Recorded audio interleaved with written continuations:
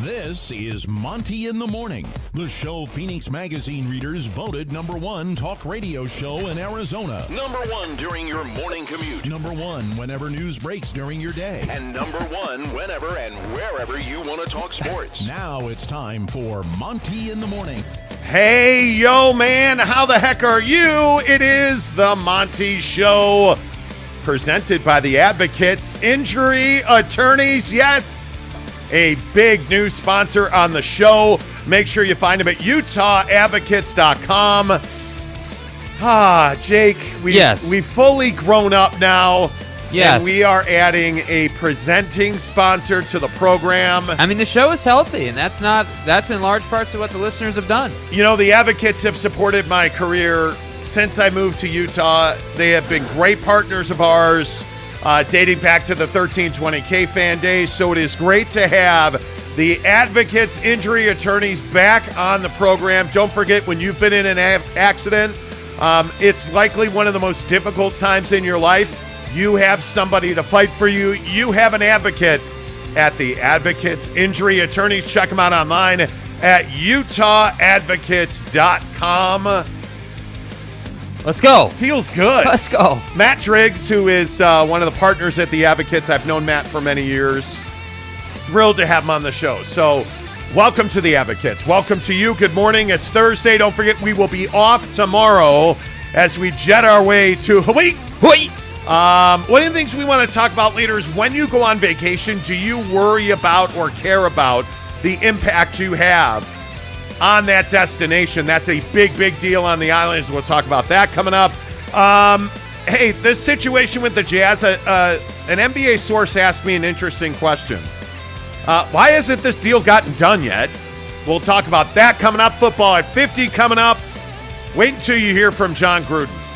Because what John Gruden said, Johnny boy, at the Arkansas Kickoff Club, I believe it was the Arkansas, whatever not it good. is. Not good, dude. You know, a bunch of rich people who support Arkansas football. Yeah. It's kind of ridiculous. That's coming up in 20 minutes on Football at 50, presented by Papa Murphy's Pizza. But right now, let's get into the Big 12, because I actually think this is a really interesting conversation when it comes to what is it that the Big 12 is doing right now, and how stable is the Big 12? And one of the questions that's come up so often lately is, especially in the news yesterday, that the Big 12 was opening TV negotiations. One of the things that's come up so often is, how healthy is the Big 12? And is the Big 12 in better position than the Pac-12? And Jake, when I ask you that question straight away, is the Big 12 in better position than the Pac-12? What are your thoughts? Yeah, I think absolutely the Big 12 is in a better position than the Pac-12. I do think, though, that their situation is multi-layer. And what I mean by that is, I think that you have this situation where next year you're adding, BYU and a couple other schools to the conference. So you're in great shape as far as that's concerned, and really expanding and adding new lifeblood to the conference. So I think you're in great shape as far as that is concerned. When I look at the Big 12 versus the Pac-12, I also think it's pretty obvious that the Pac-12 is in a position where, it's and I'm not trying to exaggerate here, but you're basically burning to the ground. I mean, you're talking about the Big 10 poaching a couple of your nameplate schools. You're talking about the Big 12 trying to get TV rights done so they can value these different markets, so they can potentially poach your other schools. So like, The Pac-12 to me is obviously on the chopping block, but when I look at the Big 12, we need to be careful when we look at the Big 12, because the Big 12 is not exactly bulletproof. I mean, you're, like I've been saying for a couple of weeks now, not today, not tomorrow, not the next 5 years, but the Big 12 is one of those conferences where if the Big 10 and the SEC start to get a little hungry and want more expansion, the Big 12 is one of the conferences that would be on the chopping block first. So I think right now, if you're the Big 12, you're simply saying, okay, we need to solidify ourselves, we need to strengthen ourselves, and we need to put ourselves in the best position possible. So that's why I think the Big 12 right now is being so aggressive. And I think this TV stuff is really interesting. I mean, yesterday we get this update that they're beginning conversations, which is different than entering an exclusive negotiating window in TV. And there was a lot of conjecture and conversation about, hey, well, verbiage, and this was said this way for a certain reason. And so there's a lot of that at play, I feel like. But all of that to say, I do feel like the Big 12 is in obviously a better position right now than the Pac-12. Talking Big 12 versus Pac-12 here on the Monty Show, presented by the Advocates Injury Attorneys. And I think one of the things that really comes to mind for me when we talk about the Big 12, and you look at this situation where they're going to open up TV negotiations, this is smart business. A lot of people have asked, hey, is this a sign of vulnerability? Does this show weakness in the Big 12? I actually think it shows strength. I think it's pragmatic business thinking if you're the Big 12, because there is no downside. Let's say that you do not, come to a new agreement, or you cannot, or you don't agree, whatever. Okay, well, you've got 18 months to get that problem solved, right? Yep. But what's the upside? Look at the positive here. If you are the Big 12, if you're ESPN and Fox, and you're able to come to an early window, an early agreement in this window, what that allows you to do is handle this Texas and Oklahoma situation. Texas and Oklahoma would like to leave the conference early. Texas and Oklahoma, as you know now, at the latest, will join the SEC in the 2025 season. Well, that's fully 3 seasons away from now. So that's a lot of years if you are Texas and Oklahoma. And frankly, if the Big 12 can get this deal done, one of the things that's being brought up is, hey, should they allow Texas and Oklahoma to leave the conference as soon as that TV deal's done? So let's say a year from now, Texas and Oklahoma are in the SEC. Is that a good move? Well, I would tell you it's not a good move, and I would not allow Texas and Oklahoma to leave the conference early. I think Texas and Oklahoma have committed treason against this conference, frankly. I think when you look at what Texas and Oklahoma have done, I think they're no different than USC and UCLA. Mm-hmm. What Texas and Oklahoma did was try to torpedo the conference. Facts. They have been for how long? And this is the same question about USC and UCLA. How long have you been taking the Big 12's water and watering the SEC's lawn? Yes. How long have you been doing that? And if you're Texas and Oklahoma, my guess is it had been at least for a year. And to me, that is just unforgivable. I am not allowing Texas and Oklahoma to save a damn dime when they leave this conference. Yeah. If Texas and Oklahoma want to get out early, you're going to pay to get out early. The minimum when you leave in 2025 is $80 million. Mm-hmm. You want to leave early? Let's say it's $10 million per year early that you want to leave. Oh, you want to leave 2 years early? Okay, well, we're going to call it $100 million per school then. I would not give them a break in any way, shape, or form. Yeah, and what I love about this whole conversation is Texas and Oklahoma are kind of doing exactly what you just described as far as, taking the Big 12's money and watering another conference. They're basically saying, in an effort to get out of paying this, they're basically saying, oh, well, we're fulfilling our commitments, and we're really loyal, and we're not looking to screw the conference by leaving early, but hey, if we leave early because you want to do a TV deal, we're not looking to pay the $80 million. And so I feel like they're trying to leverage this sort of TV conversation to try to get out of paying that fee, and I just feel like it's conniving, it's scheming, it's classic, college football inner workings, under the rug type stuff. And I just feel like, Texas and Oklahoma are major brands, man. This isn't some like D2 nobody school. These are like Heisman winners, like multiple memories, like just big schools. So these are big money-making schools for your conference, and that they went behind your back. Yes. Like, that's why I think it's so unforgivable what UCLA and USC did in the Pac-12. I think it's absolutely unforgivable.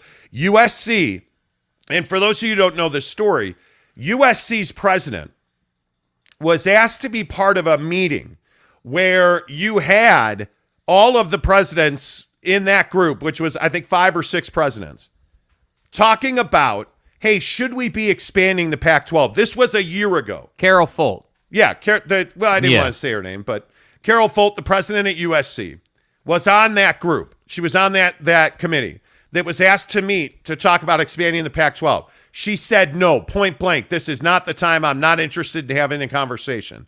And then turned around and went to the Big Ten and took UCLA with her. It's unforgivable. Why would you allow them? And this is what I say about what Mike Gundy said at Big 12 Media Day. Heck no, you should not have Oklahoma and Texas in the room. Heck no, you should not have USC and UCLA in the room having conversations about what's best for the conference. They don't care what's best for the conference. They're leaving. Yeah. So, no, I'm not going to include them in discussions. No, I'm not going to ask their opinion because their opinion is meaningless unless you are the SEC or the Big Ten. Yeah. That's where their opinion matters. So you want to go there now? Pay me early to get out. Yep. Pay me early to get out. You want to get it, take advantage and start making more money? Well, we need to make money too.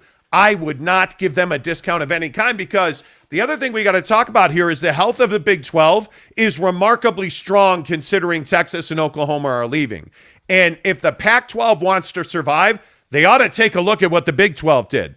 Now, the problem is the Big 12 is actively working, in my opinion, to undercut the Pac-10. And by the way, did anybody hear the news that Washington State is the latest Pac-12 school to talk to the Big Ten? So it's to me, it's just a matter of time. And that's what I say when we start the conversation by just simply asking the question, when you look at the Big 12 and the Pac-12, who's in a better position? Well, I just think with all the conversations of these Pac-12 schools to different conferences, obviously the Big 12 is in better health right now, in better position right now. But I'm telling you, one thing you have to consider in all of this, like if you're futuristic about it, would it surprise anybody if in 10 years the SEC and the Big 10 did the exact same thing to this conference? I almost feel like we're walking down the yellow brick road right here. Like, hey, we're at the beginning. The Pac-12 is dissolving. Big 10 took some. Big 12 took some. Okay, great.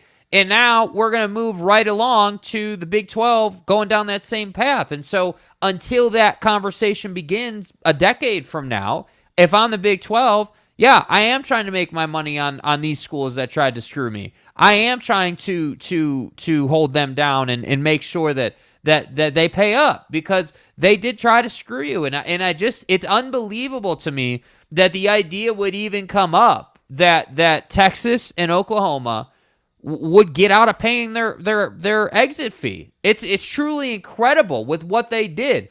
I could see if Texas and Oklahoma, were leaving the conference and did it in good faith and were in a good place, like the relationship was fine, but they just wanted to leave and they did it right and they did it publicly and they did it in front of everybody. Okay, then I might be more open to, hey, this is a good relationship. We're leaving as friends.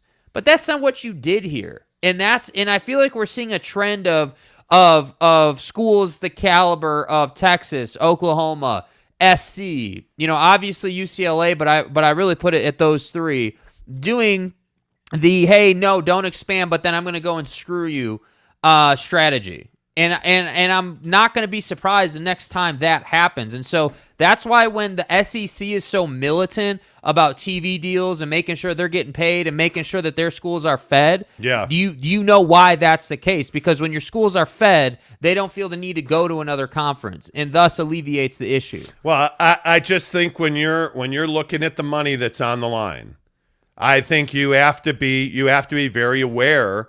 And you have to be very financially pragmatic if you're these conferences. I look at Utah and I look at BYU and I say these are very important moments in time. I mean, again, I only point to the statement made by Kyle Whittingham a couple of weeks ago now where he talked about the importance of, winning these games when you go to places like Florida, the importance of the Pac-12 to make noise on the national scene. Whenever we get the opportunity like that, we have to make the most of it.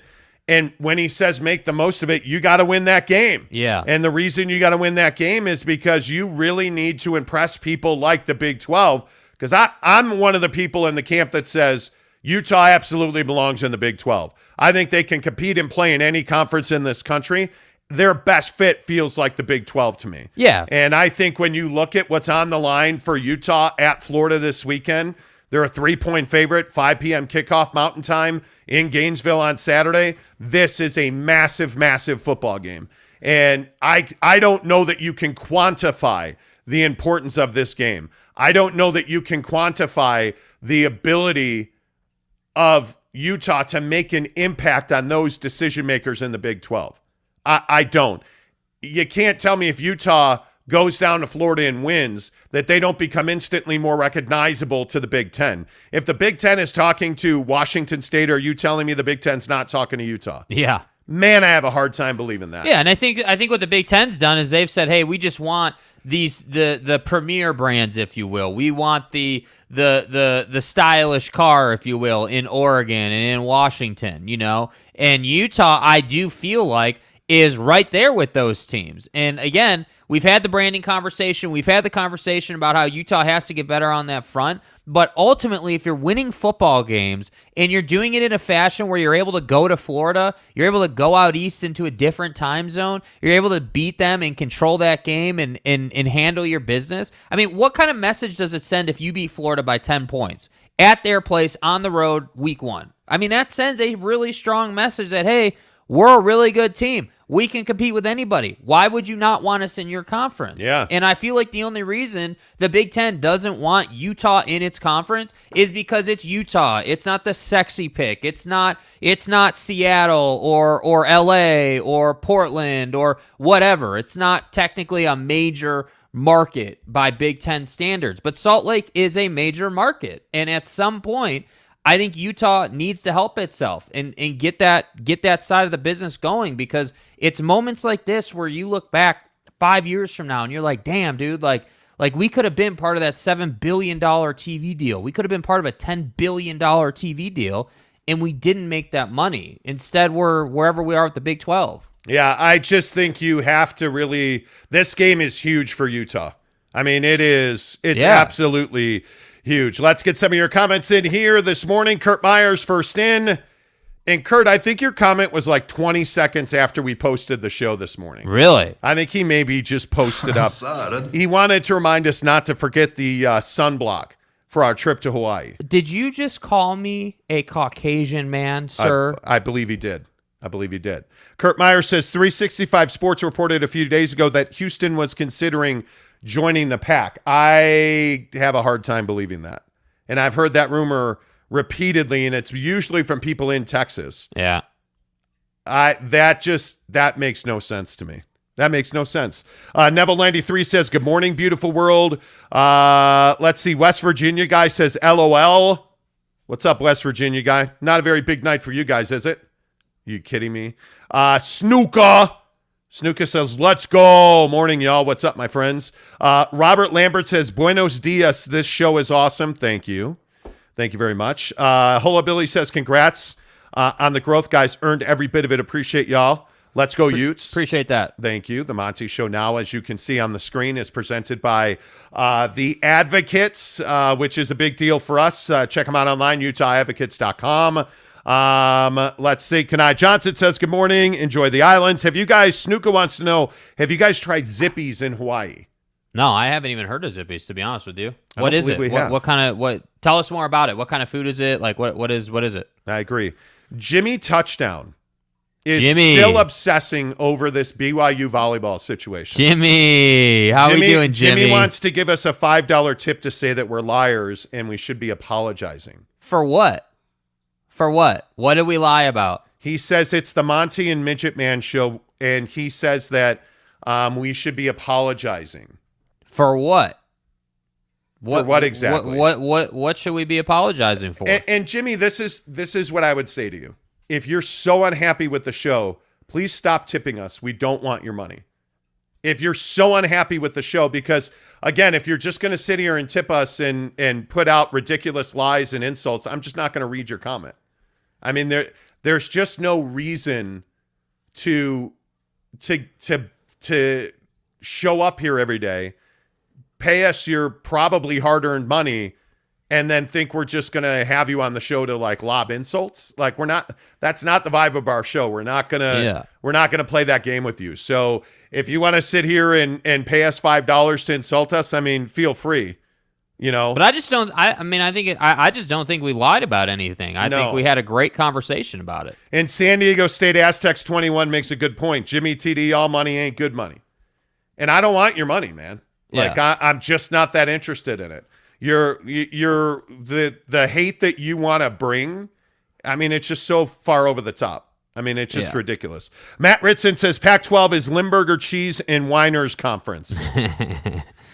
That's kind of the stigma that surrounds the Pac-12. Yeah. The wine and cheese Napa crowd. Yeah, and I think the problem is that you don't. This is kind of what I was saying about the SEC. You notice we never hear these conversations about the SEC, right? Like we never hear, oh well, this team's leaving and they don't want to be here, and they said no, don't expand, and then they screwed the conference. Well, you don't really hear that about the SEC. Well, why is that? Because the SEC wins the biggest football games, they play in the most games of leverage, and they pay their schools. That's why. And I think it's incredible to me that for so long, the Pac-12, right, formerly the Pac-10, and now, we're heading to the Pac-8, I guess, for so long didn't prioritize winning, didn't prioritize making money.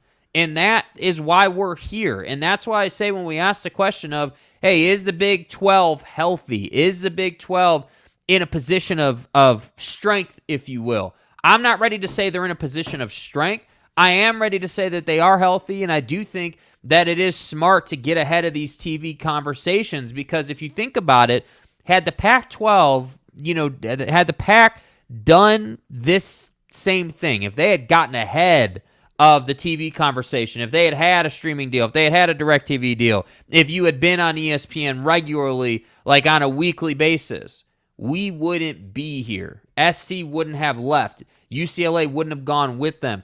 Oregon wouldn't be talking to the Big Ten. Utah wouldn't be looking at the Big 12 wishing they could get into the Big Ten.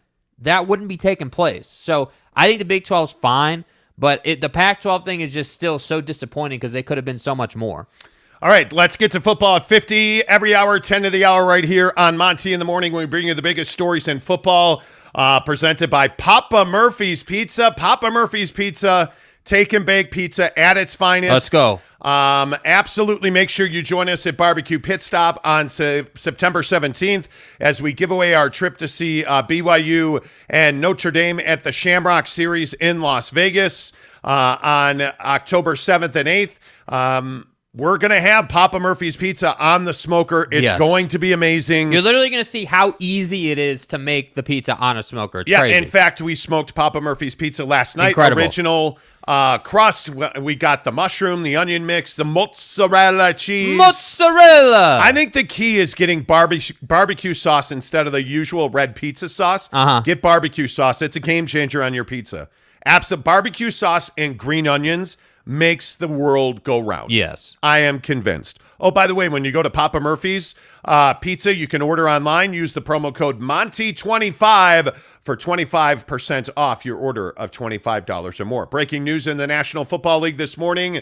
Adam Schefter reporting the Broncos and Russell Wilson have agreed on a 5-year, $245 million contract with $160 million in guarantees. Russell Wilson, he gets that bag, $245 million from the Broncos. Your initial thoughts on that? My initial thoughts on that are I think that Russell Wilson, the last couple of years in Seattle sort of, and this has nothing to do with him individually. Like, I think he just sort of fell off the radar a bit here because he was playing in Seattle and they were not a good team. And it was constantly him having to run around and not get hit, and play that whole role as a quarterback. And I think that Russell Wilson, would anyone be surprised if dude rolled out and was like a 4,000, 5,000 yard passer and had an MVP caliber season? I wouldn't be surprised. And I think that this is what happens when you find a new home. This is what happens when you get that fresh start. Yeah. There's a lot of momentum. There's a lot of positivity. There's a lot of like, hey, I got proving to do. We talk all the time when we have the NBA conversation about guys in a prove-it year. Well, clearly Russell Wilson's done enough proving to get paid, but I think from a legacy perspective, this is a huge moment in time for his career. We know that, hey, you should have handed it off to Marshawn, right? And that wasn't in Wilson's control. But I'm being serious. Wow. Dude. I'm being serious. Think about it. When you think about Russell Wilson, you should have handed it off. You should have handed it off. Like, if I'm being cold-blooded about it, wow. you should have handed it off. And I think that you can take that as a joke or tongue-in-cheek, but I'm being serious, man. Think about this guy's legacy. Year one, you're, 2 yards away from being a Super Bowl champion? And instead, what do we get? A pick. to end the game. So when I say this is important, that's what I'm talking about. You're going to a new organization with a fresh start. You're on a big contract. It's time to carry the team. Yeah. And we'll see if he can do that. Yep. I think you look at this tweet from Adam Schefter. Russell Wilson is a 9-time Pro Bowl QB, a Super Bowl champion, the winningest QB in the first 10 years in NFL history, and now the highest paid Bronco player in history before he even takes a snap for the franchise. Yep. Russell Wilson agrees on a $245 million extension. With the Denver Broncos, $160 million guaranteed. And let's be honest, this is good business out of the Broncos. I mean, again, yeah, absolutely. This whole, you look around the league and you look at the Lamar Jackson situation and you look at some of these other, like the Jimmy G situation before that got resolved. You either have a guy or you don't. Like the teams that have bona fide starting franchise level quarterbacks are successful, and the teams who don't have that or the teams who are in limbo are not successful. So to me, this is just good business. You went out, you traded for him, get it done, lock him up, and then move forward. I love this deal. Football 50% by Papa Murphy's Pizza. Check them out online, papamurphys.com, and use promo code Monty25 for 25% off your order. I think obviously, one of the other bigger stories in football right now is this John Gruden video. And I want to play this video because I think it's really important to understand where John Gruden's at. And what I think is so interesting about this John Gruden video is just the level of emotion that he has when he's talking to this football club. Well, I appreciate it. I'm not going to say anything but honest things here. I'm ashamed about what has come about in these emails, and I'll make no excuses for it. It's shameful. But I am a good person. I believe that. I go to church. I've been married for 31 years. I got 3 great boys. I still love football. I've made some mistakes, but I don't think anybody else in here hasn't. And I just ask for forgiveness, and hopefully I get another shot. There you go. John Gruden at the Arkansas Razorbacks touchdown club. I mean, he says he goes to church. He goes, I'm a good person. I go to church. Well, there's a lot of bad people who go to church. Yes. I mean, what does one have to do with the other?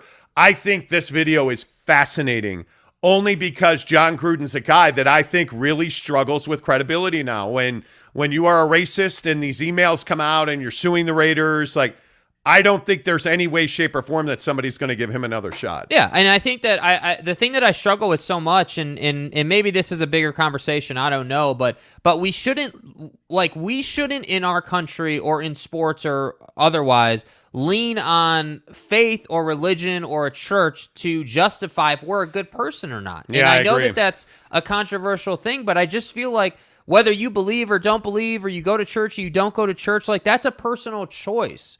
And you're not a bad person for going to church, and you're not a good person for not going to church. I think it's just a personal choice, and I don't think that it should be involved in are you racist or not. Yep, I agree. Football 50 presented by Papa Murphy's Pizza. No one goes all in on made-from-scratch freshness like Papa Murphy's. Because when you go all in, people notice. Go all in with the Triple Pet Pizza for just $11.99. Papa Murphy's. Change the way you pizza.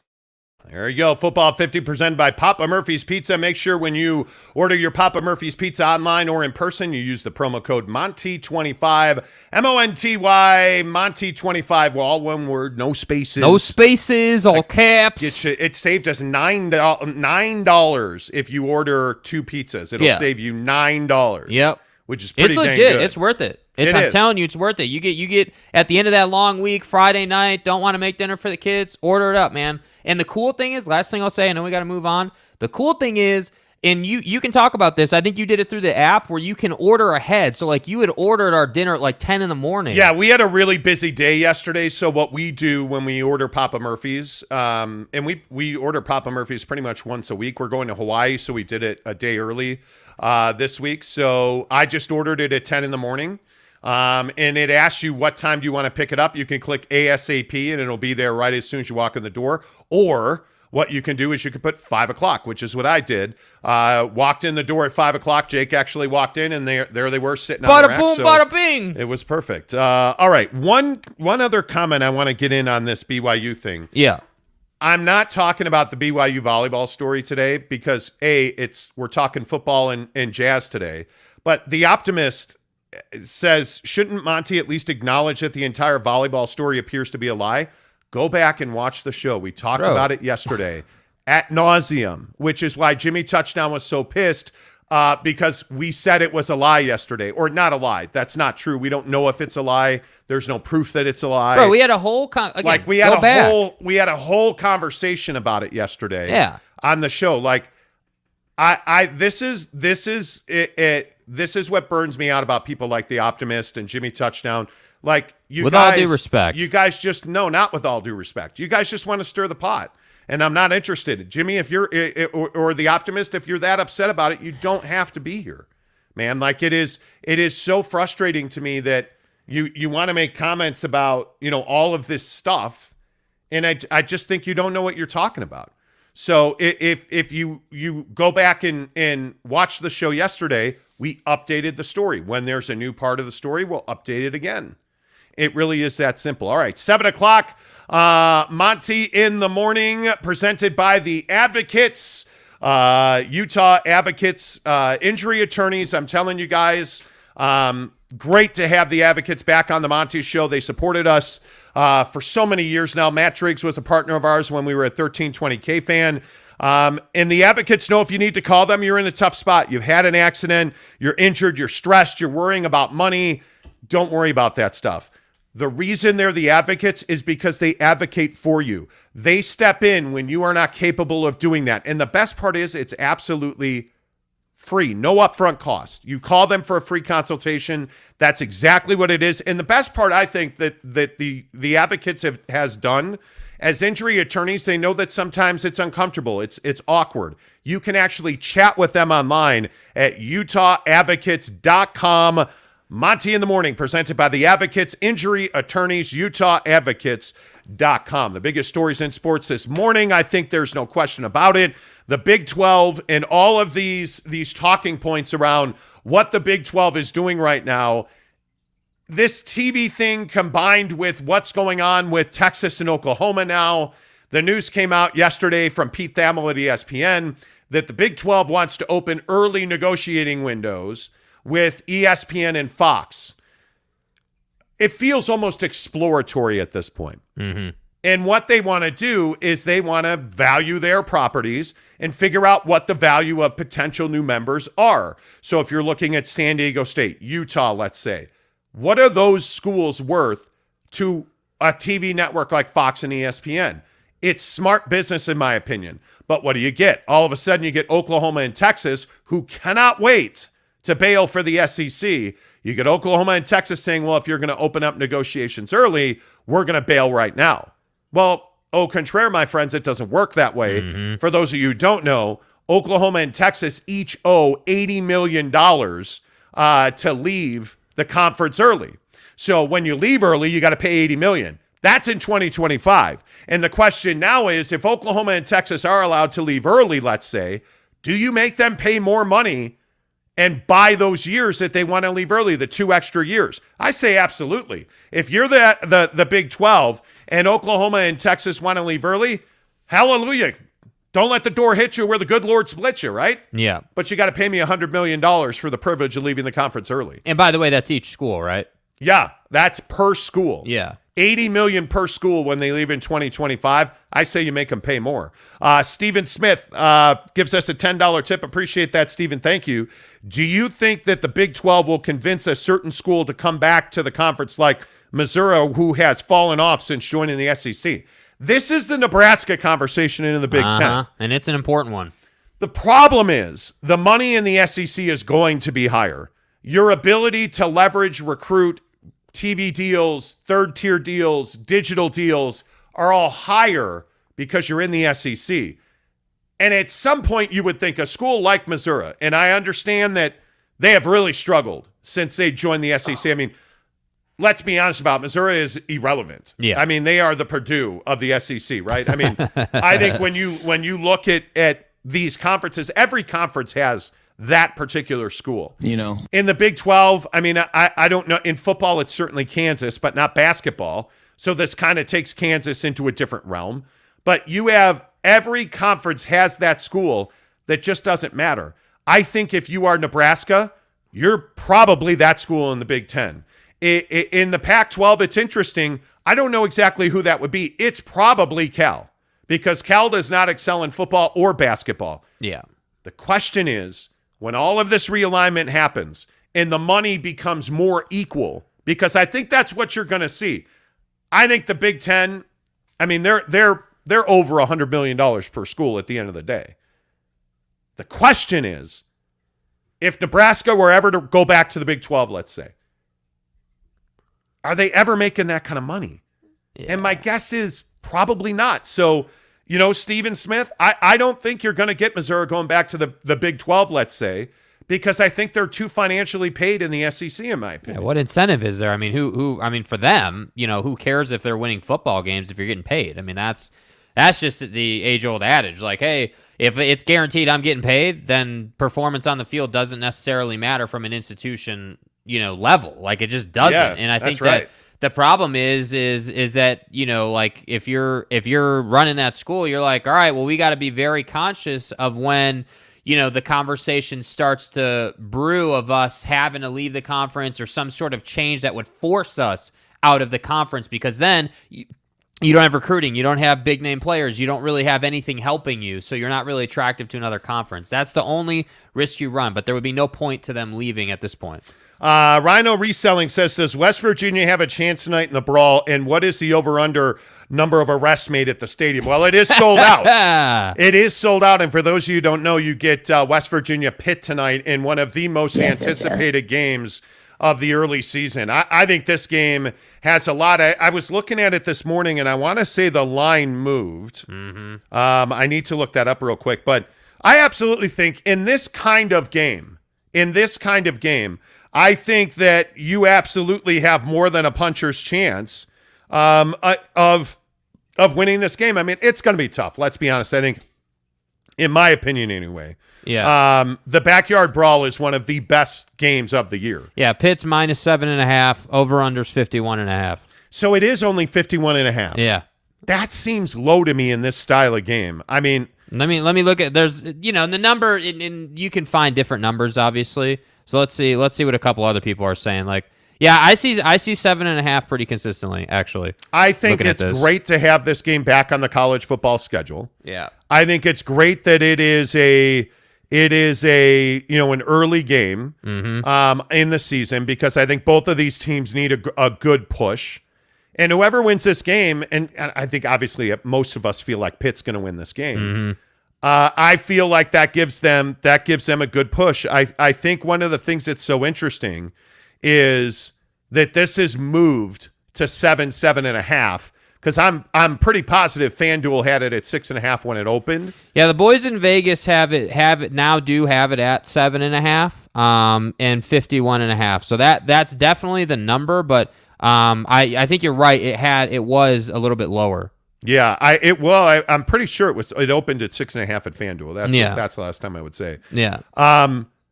It's been too long. I think it's been, isn't it 10 years, 11 years since this game's been played? I mean, like, Pitt's always had the upper hand, it feels like.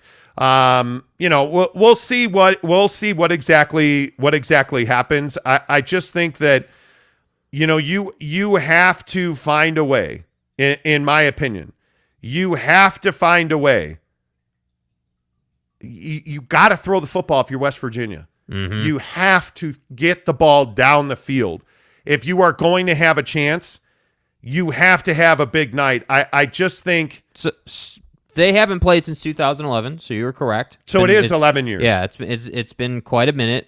West Virginia has won each of the last 3 meetings in the series, but Pitt leads the all-time series 60, by a lot. 61. They're 61-40 in the all-time by a series. Lot, yeah. So I mean they have obviously dominated the matchup, but I think this particular matchup sort of can play into the expansion conversation, because we get like if you think about it, this Big Ten thing where you're having SC and like let's say Ohio State play, like that's the kind of matchup every college football fan wants. When I look at the Big 12, Utah and BYU being able to play the Holy War every year is exactly what every college football fan wants. And so when I see matchups like this that are basically rekindled and brought back to life, I love it. And I think that the sport is now starting to understand that, hey, it's not good enough just to have some rando football game on TV. We need to create an environment for marquee, no doubt about it, must-watch matchups, and that's what this is. Your favorite quarterback ever is a guy named Keaton Slovis. Mm-hmm.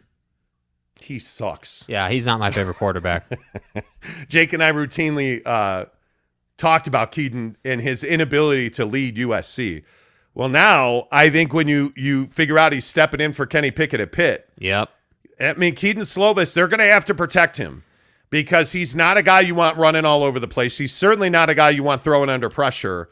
It's going to be interesting to see how Keaton Slovis fits into that whole system. But, I think one of the things that's interesting is that I want to say that Pitt's O-line was 23rd out of 64 last year.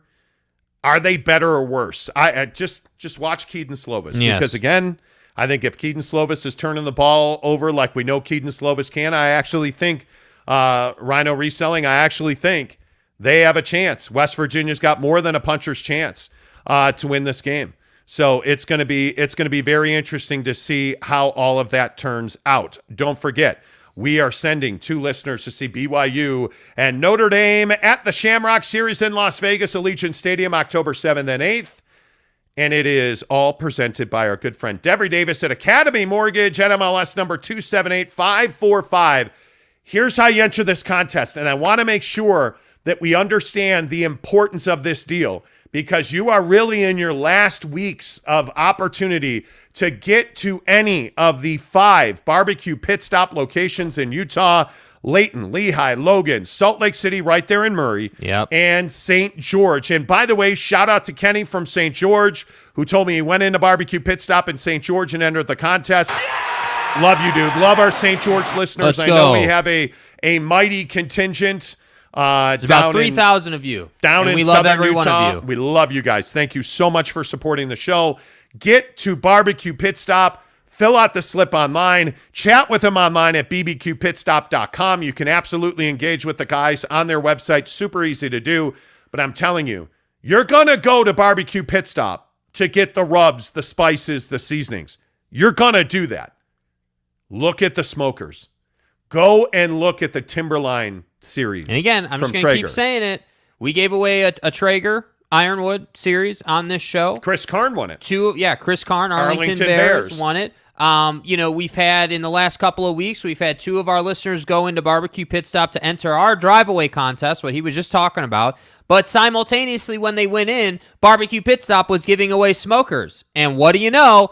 Just by some magic fairy dust, holy cow, 2 of our listeners actually won smokers. Like, they walked out with a smoker. Incredible. So that's what I'm saying. Go in there. Check it out. Even if you don't win the smoker, the Italian Chop House seasoning is a must-have if you're a wing fanatic. No, I'm telling you, the best seasoning in any barbecue pit stop is the Kinder Taco seasoning. Well, that's true. I'm telling you, right? It's true. We make ground turkey with the Kinder Taco seasoning. It's a game changer. Now, having said that, wings on the smoker with the Chop House Italian Kinder seasoning. And I'm a Kinder guy. There's 1,000,001 flavors, rubs, spices. Yeah. We use their the rub for the, oh my God, not broccoli, but the white one. Cauliflower. I'm old. We're getting old, Mike. Their cauliflower crust. Yeah, that's phenomenal too. Steve, the founder and owner of the Barbecue Pit Stop in Lehigh. Yeah, just gave us this crust, this rub, this batter almost, and it's amazing.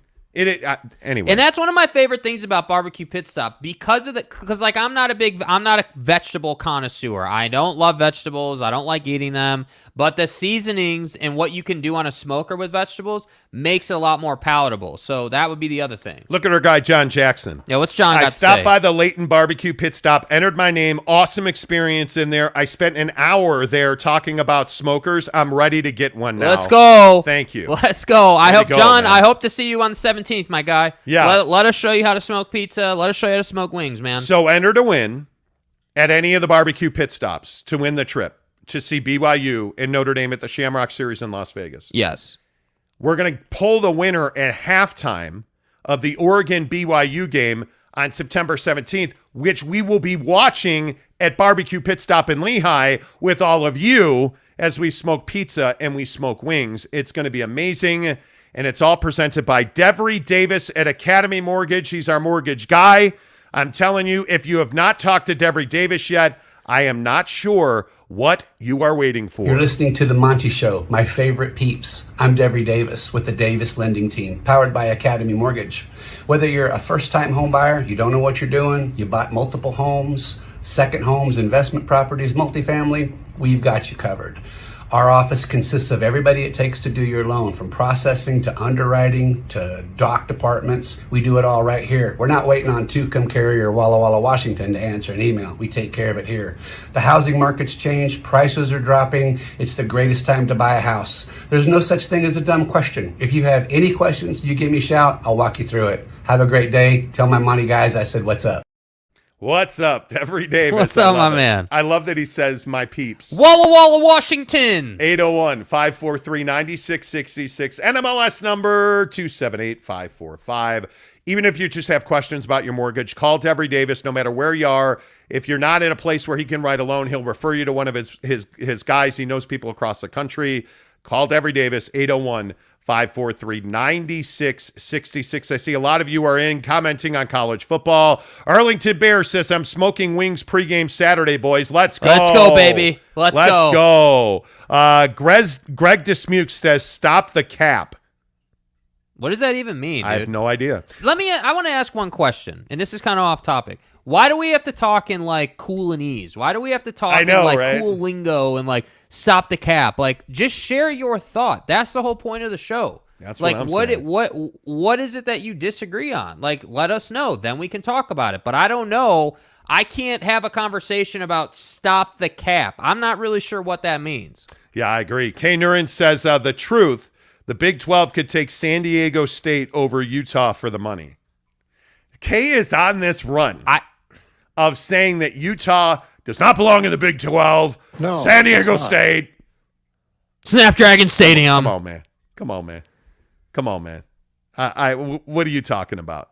What are you talking about? Hey, what's up? Dylan Rodriguez gives us a $2 tip, says, do you know any online sports betting legal in Utah? I do not believe it is. You cannot bet online. Yeah. I think you can play daily fantasy online in Utah, but you cannot. Sports betting is not legal in Utah.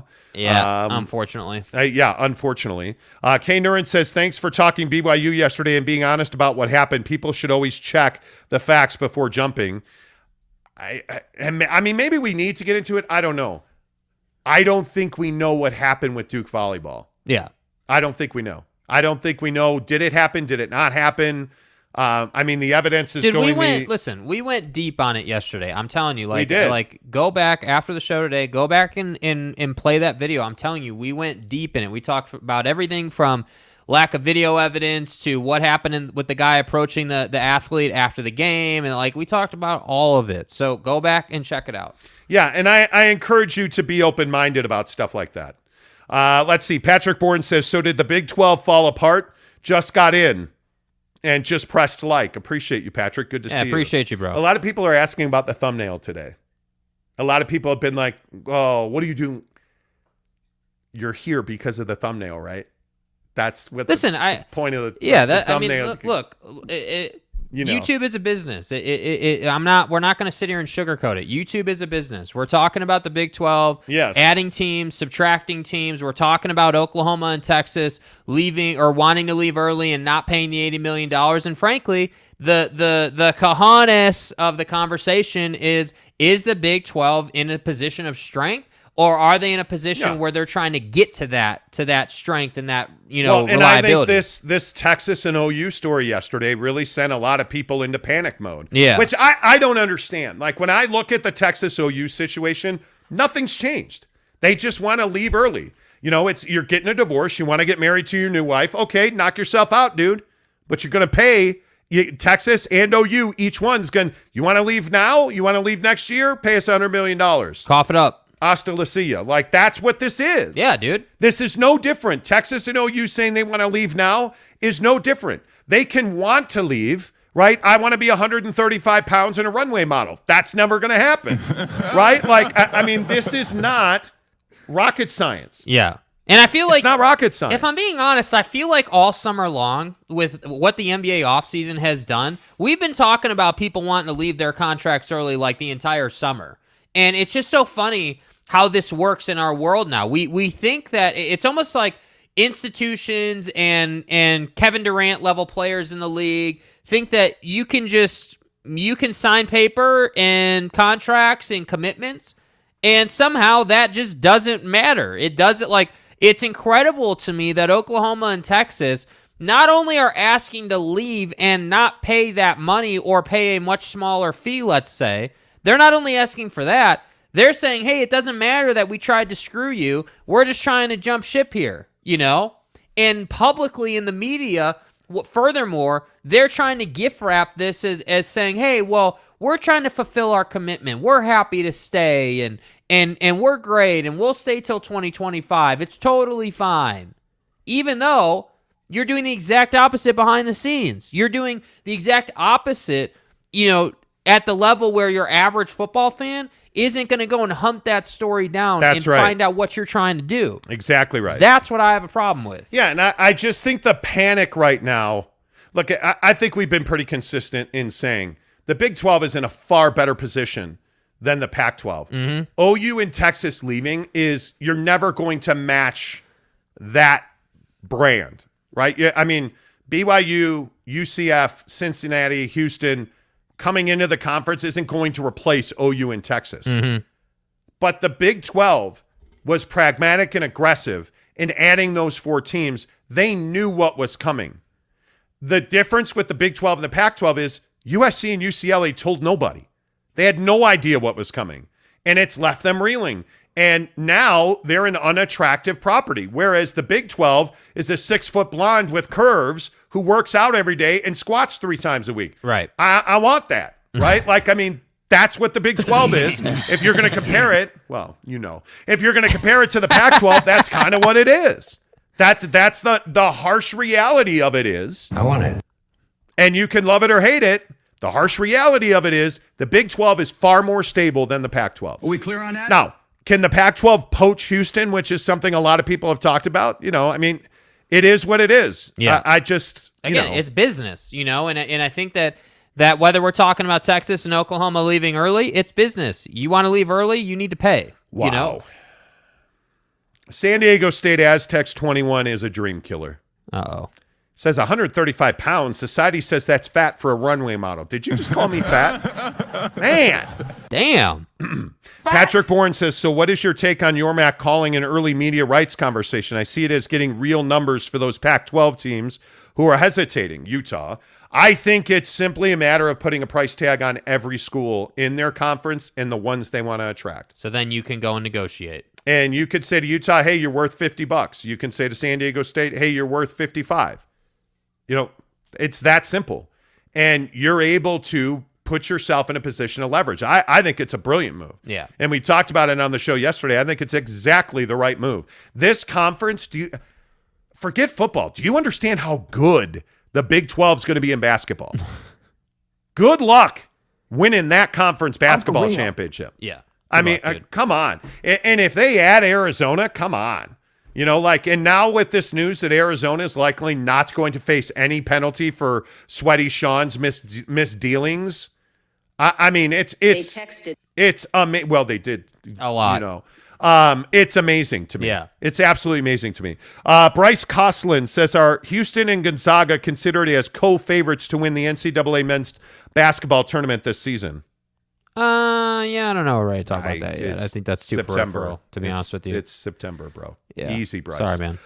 D-Back777 says, come on now, you guys went full woke on Tuesday, claiming that people shouldn't have been arrested at the match. Should have been arrested at the... No, I didn't say that. We didn't say they should have been arrested at the match. Who said they should have been arrested at the match? What are you talking about? Joel says they literally have to say this in the media. The Big 12 commissioner literally had lawyers contact them when they were trying to get early publicity last year. Yeah. Yeah, Okay. and I think the legal side is always a factor. It's always omnipresent. It's always in the background. Like, these guys are always having to worry about it. But what I'm telling you is that this is a process that has to play out. You have to value these schools. You have to know what each school is worth. So then when you go to ESPN and Fox and you try to put the TV deal together, you actually have numbers to go off of. Because if you don't have that, it's just conjecture. Jazz and Knicks update coming up in 6 minutes. First, we get a $10 tip from Marlon Shaw. Utah truly in a must-win at Florida. Florida is bad this year. Utah is expected to win and will not gain much from the win. I don't think Florida is bad this year. Now, is Utah better than Florida? Yeah, I think it is. Yeah. I think Richardson is a good, not great quarterback. I am not the guy that says he's going to be this NFL stud. 59% passer, bro. I think I would assume you would see him get better. But here's the problem for Florida.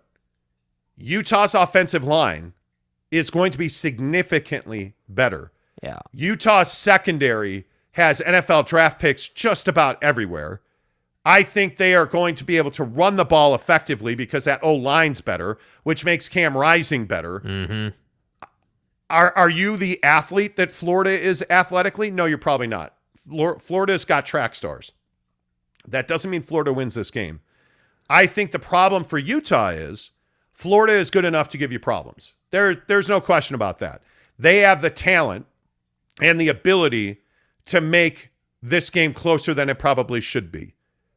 My feeling on this game is that this is probably a 10-point win, and we'll have a lock for you coming up right about 9 o'clock on that. But my feeling is this feels like a double-digit win for Utah, and I think they score a defensive touchdown. Now, and he doesn't want to be called AR anymore. Right, which I appreciate. Yeah, I appreciate that. I appreciate that. But if Richardson plays well, and if he throws the ball well, and if he is more accurate in small windows, Florida's got a chance. Florida has a chance already. They'll have a better chance if he does that. Marlon also says, a loss, however, will knock Utah way down. Much more to lose than gain. Oh, there's no doubt about that. I completely agree. I think it's a great point. There's no doubt about that. You have a ton to lose, not just in the rankings or from a football standpoint, but with this Big 12 thing, as you were kind of pointing out, I mean, you have to win these big games. It's just that simple. Really, if we're being honest, you have to be like an 11-12 win team this year. That just has to happen. Yeah, and again, I see everybody commenting on the BYU volleyball situation. Go and watch the show from yesterday. Yeah. We talked about all of this stuff that you guys are saying in the comments about how the police exonerated the man. We had that whole conversation yesterday. Yeah. And I appreciate that you guys are here. Today's not the day that I'm going to get into that. Today's not the day when there's no new update and we spent an hour talking about it yesterday. Yeah. I'd encourage you to go back and listen to the show yesterday. Matt, what's up, Matt? Spends $4.99, gives us a tip. Thank you. The new Big 12 basketball will be insane. Texas Tech, Kansas, Baylor have been in the national title the last 3 years, plus at Arizona. Insane. Absolutely. Yeah. I mean, I think Baylor's one of those programs that flies under the radar just about in every way, shape, or form. I think the stigma of incidents at Baylor still haunts that program. Uh-huh. But they're a good football program. They're a really good basketball program. I think you know what Kansas is as a basketball program. I don't know. Arizona and Arizona State feel like logical fits in the Big 12 to me. I agree with you, Matt. Like, you add Arizona to that mix. I don't know how the national championship doesn't run through the Big 12 at that point. I just want to hit pause real quick and say that the whole Arizona thing to me, while they have a really strong brand in basketball, when's the last time they won anything? When's the last time Arizona's done anything besides talk to the FBI. And I'm being serious. I'm not even being tongue-in-cheek. That's what that program is known for right now. They need to do some winning in basketball. They need to sort of resurrect their image before I'm ready to say that they're a great ad, because theoretically, if you join the Big 12 and you're in a power basketball conference, which is what the Big 12 is, you should be able to recruit more. You should be more attractive. That should really help you. But I'm not ready to sit here and say because they have legacy that they're somehow some great program right now. Well, listen, I think one of the things is very clear. Tommy Lloyd was a huge hire for them. I mean, he is the right coach to lead Arizona out of the abyss that was Sean Miller. They need to win big games. And the problem is, I don't know that there's a big conference game to be had there. I don't know that there's prestige in being a Pac-12 basketball champion. Agreed. That's a huge problem for Arizona basketball as a brand, frankly. They're going to be talented. They held themselves out. They, didn't allow themselves to, they've limited their recruiting. They've limited their postseason. They've really tried to, self-police based on what happened with Sweaty Sean. You got to step away from that now. If I'm Arizona basketball, my foot's on the gas. That's all in the rear view. They're not going to be sanctioned, punished, fined, whatever you want to say. With the regulations changing at the NCAA level now, by the end of the year, I would guess, I think Arizona's off the hook completely for the Book Richardson thing. You've got to leave that behind, and you got to start winning games. That's the only way to leave it behind, is to start winning games. Are they UNLV that never recovers? They're not. Are they SMU who never recovers? They're not. They should be heavily, heavily sanctioned for what they did. They won't be. They won't be. And I think the lessons that we've learned is that big brands who win oftentimes get a free pass. And I think Arizona's going to get a free pass. Yeah. The problem is you haven't won since Lute. And the problem is you haven't been at Arizona. You haven't been really relevant for several years. Well, and you did this whole thing where you're like, hey, we just got to get our recruiting class on the floor and we'll win a national championship back in the DeAndre Ayton days. And, when you had, a really good class, admittedly, and it just disappointed. You just didn't do anything with it. And that I think is part of the issue. They just have to start executing. It's that simple. Totally agree. Monty in the Morning is presented by our good friends at the Utah Advocates. They are injury attorneys, and I'm telling you, if you guys are not familiar with the Advocates, get to UtahAdvocates.com. They know that when you're in an accident, it is a very difficult time in your life. They know that when you have probably never dealt with something as serious as the things like medical bills, as things like, hey, how am I going to afford an attorney? That's why today you call the Advocates and you get a free consultation. It costs you nothing to go to UtahAdvocates.com and chat with them online. Right? I mean, it is easy to discuss your case. They are guys that are empathetic. They understand what you're going through, and they win. That's the bottom line. Believe that the Advocates can help you, and trust me, they can. Go to UtahAdvocates.com. Let's switch gears, talk Donovan Mitchell and the New York Knicks. It's very interesting to me as we chase this story, and we've been on this story probably for 2 months now. Yeah. Waiting and waiting and waiting. Yeah. And nothing's happened. And I was having a conversation with an NBA guy I talk to on a pretty regular basis. And he's pretty well connected. He's given us great information. And we were just talking back and forth. And he said to me, why hasn't this deal been done? And this is a guy that's worked in the NBA for 25, 30 years. Why hasn't this deal been done? Is the main question that people are asking now. It's not a matter of if. It's not a matter of no, it's not going to happen. The question NBA insiders are asking now about Donovan Mitchell to the Knicks is, why hasn't this deal been done? Y'all feel me? Everybody freaked out over the RJ Barrett contract. It was inconsequential to making a Donovan Mitchell trade for the Knicks. Uh-huh. The deal has been in place for 2 weeks.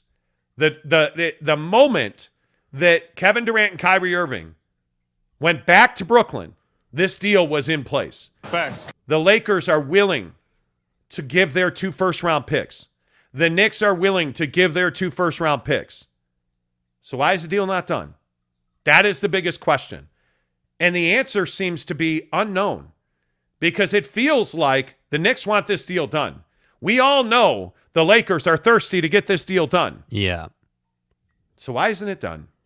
And the answer is, I don't know. My guess is it can only be one of two things. The Jazz are hesitant to buy out Russell Westbrook, or there is disagreement on which players the Knicks should include in this deal for Donovan Mitchell. Yeah. And I just can't believe, and I know I said this yesterday, and I'll say it again today, I just cannot believe that we are in a place 2 months down the road on this deal, and we're still wondering if Quentin Grimes is holding it up. That doesn't feel... It's incredible. That doesn't feel logical to me. And now the interesting part of this is that we continue to hear, hey, why isn't this deal done? Well, Quentin Grimes. It's not Quentin Grimes. There's something else here that we don't know. And I don't know what that is. The salary cap money makes sense. It adds up. Don wants to be in New York. I would guess the Jazz are willing to trade him there. The Knicks certainly would like him in New York. And the Lakers would like to unload those 2 first-round picks as long as you take Russell Westbrook. Mm-hmm. So what's the holdup? My guess is, and people are starting to wonder, if Danny Ainge has an appetite to buy out Russell Westbrook.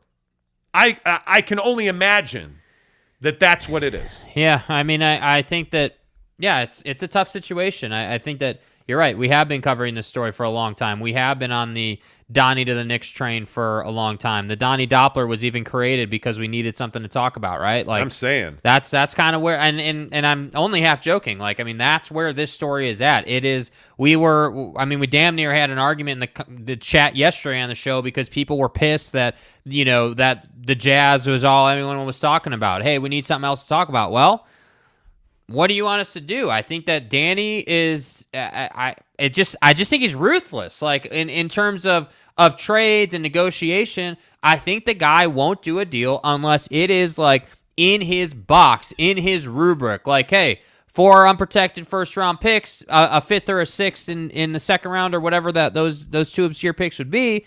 And this whole thing about buying out Russell Westbrook, if it's not in his game plan or he doesn't want to do that, he's not going to do the deal. And that's what I think is really fascinating because you can make the case that by choosing not to trade Donovan Mitchell and not picking up the draft capital and the young players and everything that you would get from this deal because you don't want to spend $47.5 million or whatever the final number winds up being to pay out Russell Westbrook, you can make a case that that's bad business. Honestly, you can, because right now, I think we can all agree the Utah Jazz are not an NBA Finals contender. You're not even going to sniff. You're going to barely sniff the playoffs this year. Yeah. And to me, if you're not willing to buy out Russell Westbrook, what are we really even doing here? You know what I mean? Like, if you're not willing to sacrifice on some level to get a deal done, what was all of this for? Are you really telling me, Danny Ainge, that you're going to spend the whole summer, all the phone calls, all the time, all the scouting, all the effort, all the cups of coffee, all the early mornings,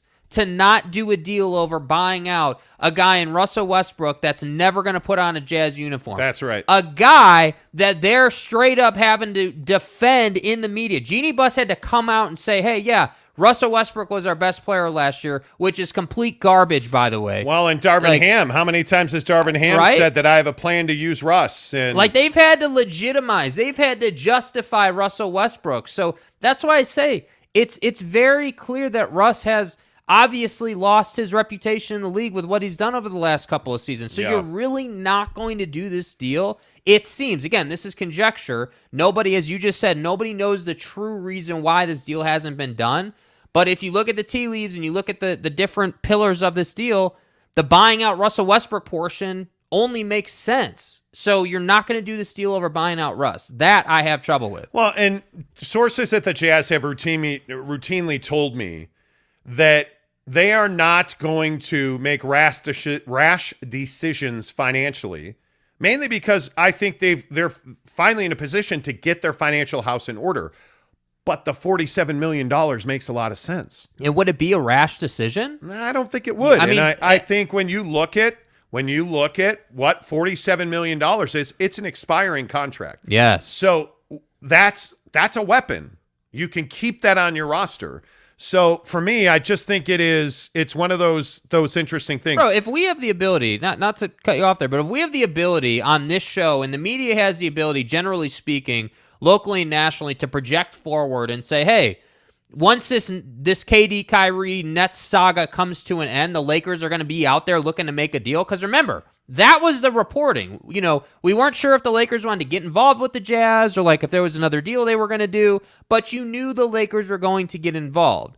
So at that time, if you're Danny Ainge, I mean, again, I don't know this to be fact, but I feel pretty good about saying, hey, he's made calls to the Lakers. Him and Rob Pelinka have talked. So, multiple times. Like, if you've known, Danny Ainge and Rob Pelinka have talked on a regular basis, not nearly as much as Danny and Leon have talked, but there's no doubt that you're exactly right. Danny and Rob Pelinka have had regular conversations because I don't think there's any question that the Los Angeles Lakers, and I've been told repeatedly, the Lakers value Bojan Bogdanovic. We were first with that story because they were hot after Bojan, but they did not have the assets to make that trade happen. Danny's not going to trade Bojan Bogdanovic in that Pat Beverly deal because that loses Danny leverage with the Knicks. Yes. So there's a reason that Bojan wasn't included in that trade. And I think when you look at Bojan Bogdanovic, he absolutely has the ability to be a knockdown three-point shooter, which is what they've lacked for 3 years now. That, in my opinion, is his highest and best use. I mean, he can play in the post, as you saw with the Jazz, but his highest and best use is asking him to be a knockdown 43, 44% shooter from three. And that's why I say, like, I'm not saying you're wrong about this rash decision, sort of, hey, make sure we take our time and, get this right as far as getting our financial house in order. I completely agree. That's what they should be doing. But this concept around having to rush, I just can't get down with it because you've known all along. You knew the Lakers were going to be a player if that Nets thing didn't work out. So that's why I say it's fascinating to me that it's not done. I think it's just incredible. And the longer it goes on, the longer you start to wonder, is it Russ or is it Grimes? Because it's one of the two. I mean, I don't know what else it would be. I can't believe it's Grimes. I can't. And hopefully we'll get some clarity on that today. I want to step back to college football because Marlon Shaw gave us a $10 tip. Marlon, really appreciate you, man. Glad you're here today. Thank you, Marlon. Texas and OK early leave could be a huge bargaining chip in TV negotiations. ESPN wants them in. ESPN Fox want USC and UCLA in the Big Ten, could play into a bigger dollar deal for the Big 12 as part of negotiations for TV. I don't think there's any doubt about that. I think you're exactly right. I think that if we talked about it yesterday about ESPN, I think what they want is a merger between the Pac-12 and the Big 12. Mm-hmm. I think they want what's left of the Pac-12 to join with the Big 12, and they form a conference. Yeah, I mean, I think that's what would be best for ESPN, but I don't think there's any doubt. Your ESPN, by the way, you just did a deal with the SEC. You want Texas and Oklahoma in the SEC. Yes. You absolutely want Texas and Alabama. You absolutely want Oklahoma and Georgia playing big football games. Yeah, you want those games. Those are huge TV games. Yeah. So, Marlon, you're exactly right. I agree 100%. Joel says, never going to get a football chip, but hey, get some more basketball ones. Those bring in the big bucks. Yes, they do. Mm-hmm. By the way, Patrick Bourne tips his cap to Marlon Shaw. I agree with that. Yeah, that's a great point, Marlon. Well done, sir. Marlon Shaw said, you did say we should have laws similar to other countries that lead to arrests. Yes, we absolutely said that. Yeah, we did say that. That's correct. Absolutely said that. That's not currently the culture in our country. He's talking about BYU volleyball in this situation with Duke. I do think if you racially abuse somebody, that should be a crime. Yeah. I absolutely think it should be a crime. All right, talking the very latest on Donovan Mitchell and the Knicks right here on Monty in the Morning, presented by the Advocates Injury Attorneys. Give them a call. You deserve an advocate today. I would tell you their website's easy to use, fantastic, UtahAdvocates.com. I think the Jazz now, I think need is a strong word, but there's been so much buzz around a Donovan Mitchell trade. I don't know. And I think the question you have to ask about this Don trade now, will Donovan Mitchell ever have more value than he has today? And I think the answer is maybe. If he comes to camp, he opens the season, he scores 30 points a game, his value goes up. If he defends, his value goes up. But do you believe that he's going to do that? I personally do. Seeing the way he's worked this summer, Jake, I think if I'm the Utah Jazz, yes, if I can make this deal now for 2 unprotected picks from the Knicks, 2 from the Lakers, $47 million in cap space, I'm doing that. Let me put it this way. Let's take it off of Don for a second. And I agree with you, I would do that. But let's take it off of Don for 1 second. Let's pose the question of, is it viable for the organization not to do the deal? From an organization standpoint. Like, think about it. Will there be a time in the next decade, because I don't think that's an exaggeration, in the next decade, will there be a time where the Utah Jazz have the leverage over the league that they have now? Think about this.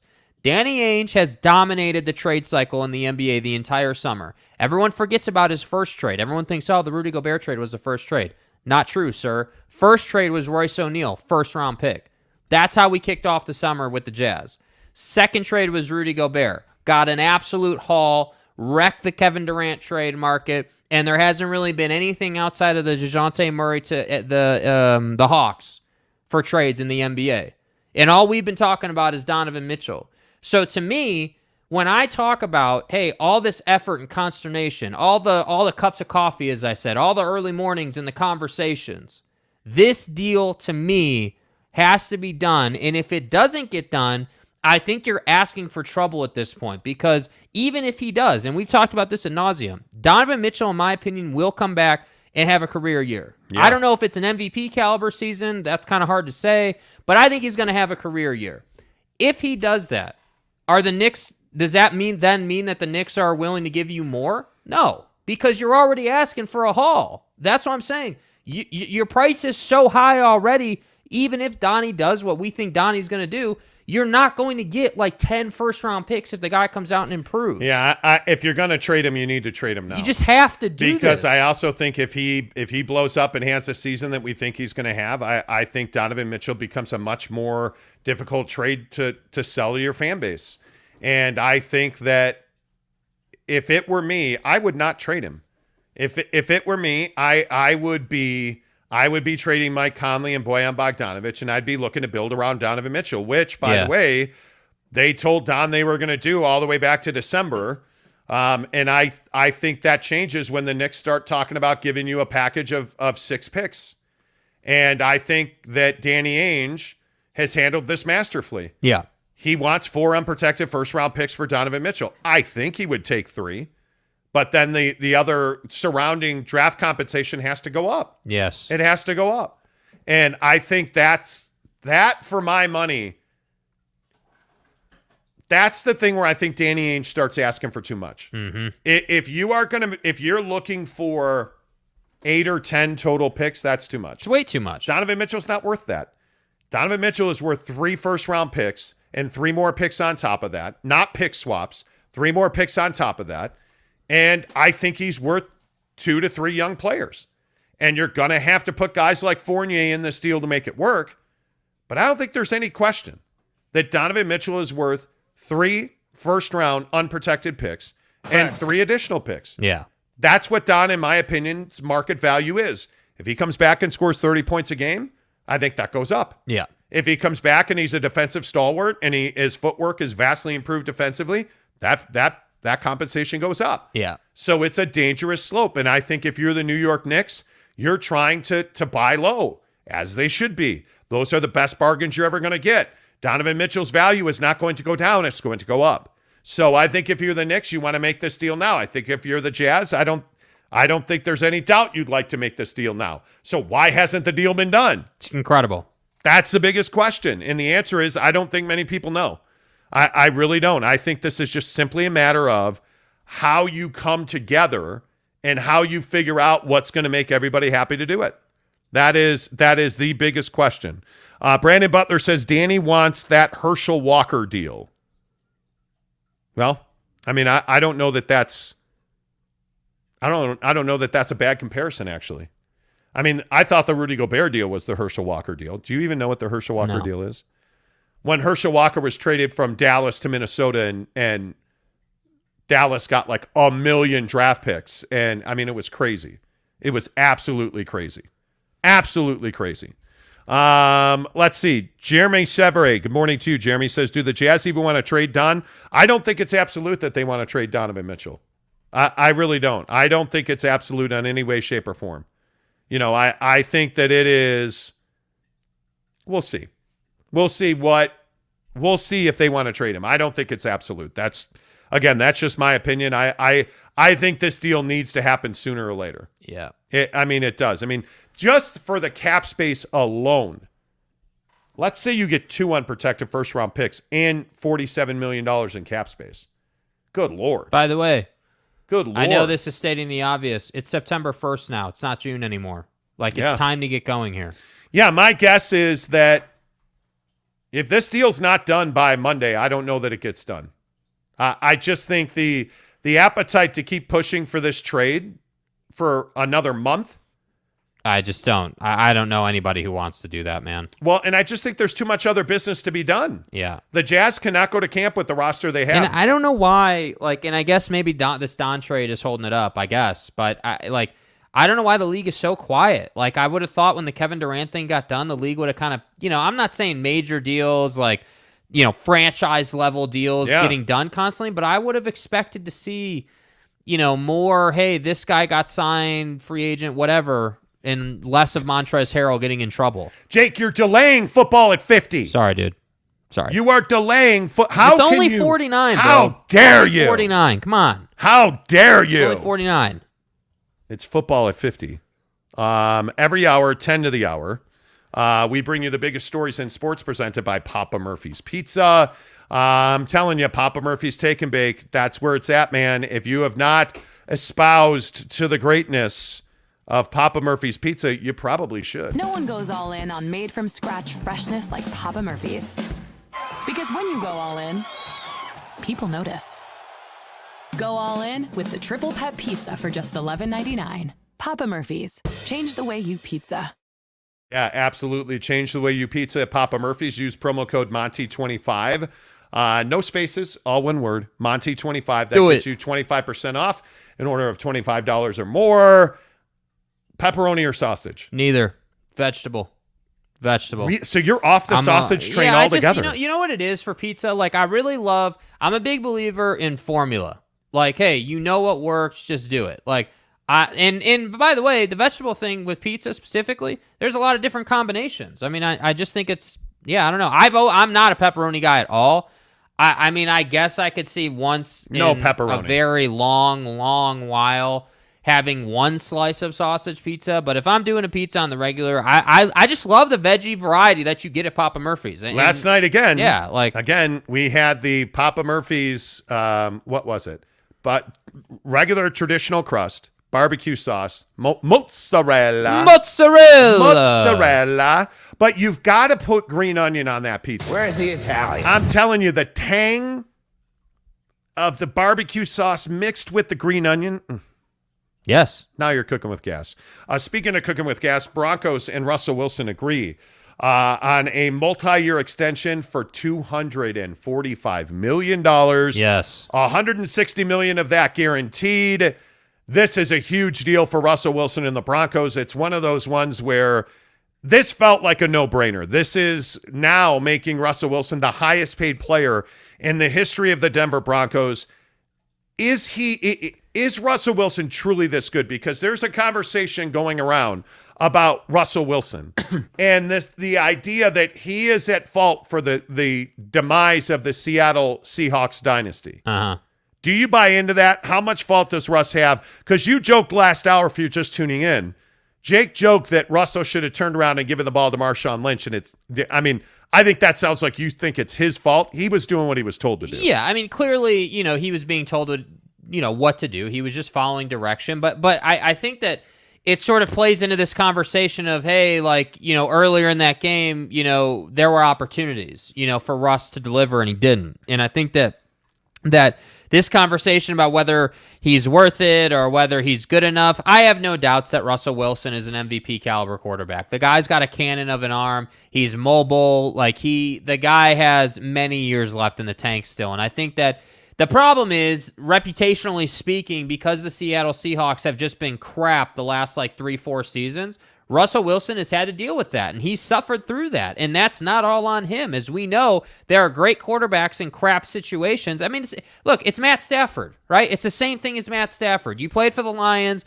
Lions were a terrible organization. You go to the Rams, you win a Super Bowl. My hope for Russell Wilson is that he gets back to being that playoff caliber quarterback on a team that can support those aspirations, because ultimately he can only do so much. The formula of, hey, we've got Tom Brady, but we don't have anybody. We have Jamokes at wide receiver who can barely get open. That formula is dying. Defenses are too good now. You need help. This is why every year when the Dallas Cowboys say we're Super Bowl champions and then you're a 9-win team, nobody's surprised, bro, because it's not all on Dak Prescott. No. Russell Wilson, to me, is as good as Aaron Rodgers. He's as good as the best in the league. But the problem is his stats don't say that.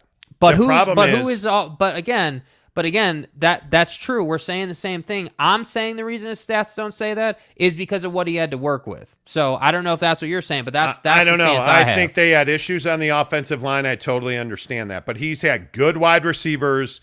They've had a decent running game, and he's been a 3,000-yard quarterback the last couple of years. He's not been a 30-touchdown quarterback the last couple of years. I think this is a really important contract for Russell Wilson. I think when you look at that, it's an AAV of $49 million. I mean, this is a deal that's $245 million over 5 years. That's $49 million bucks, $160 guaranteed.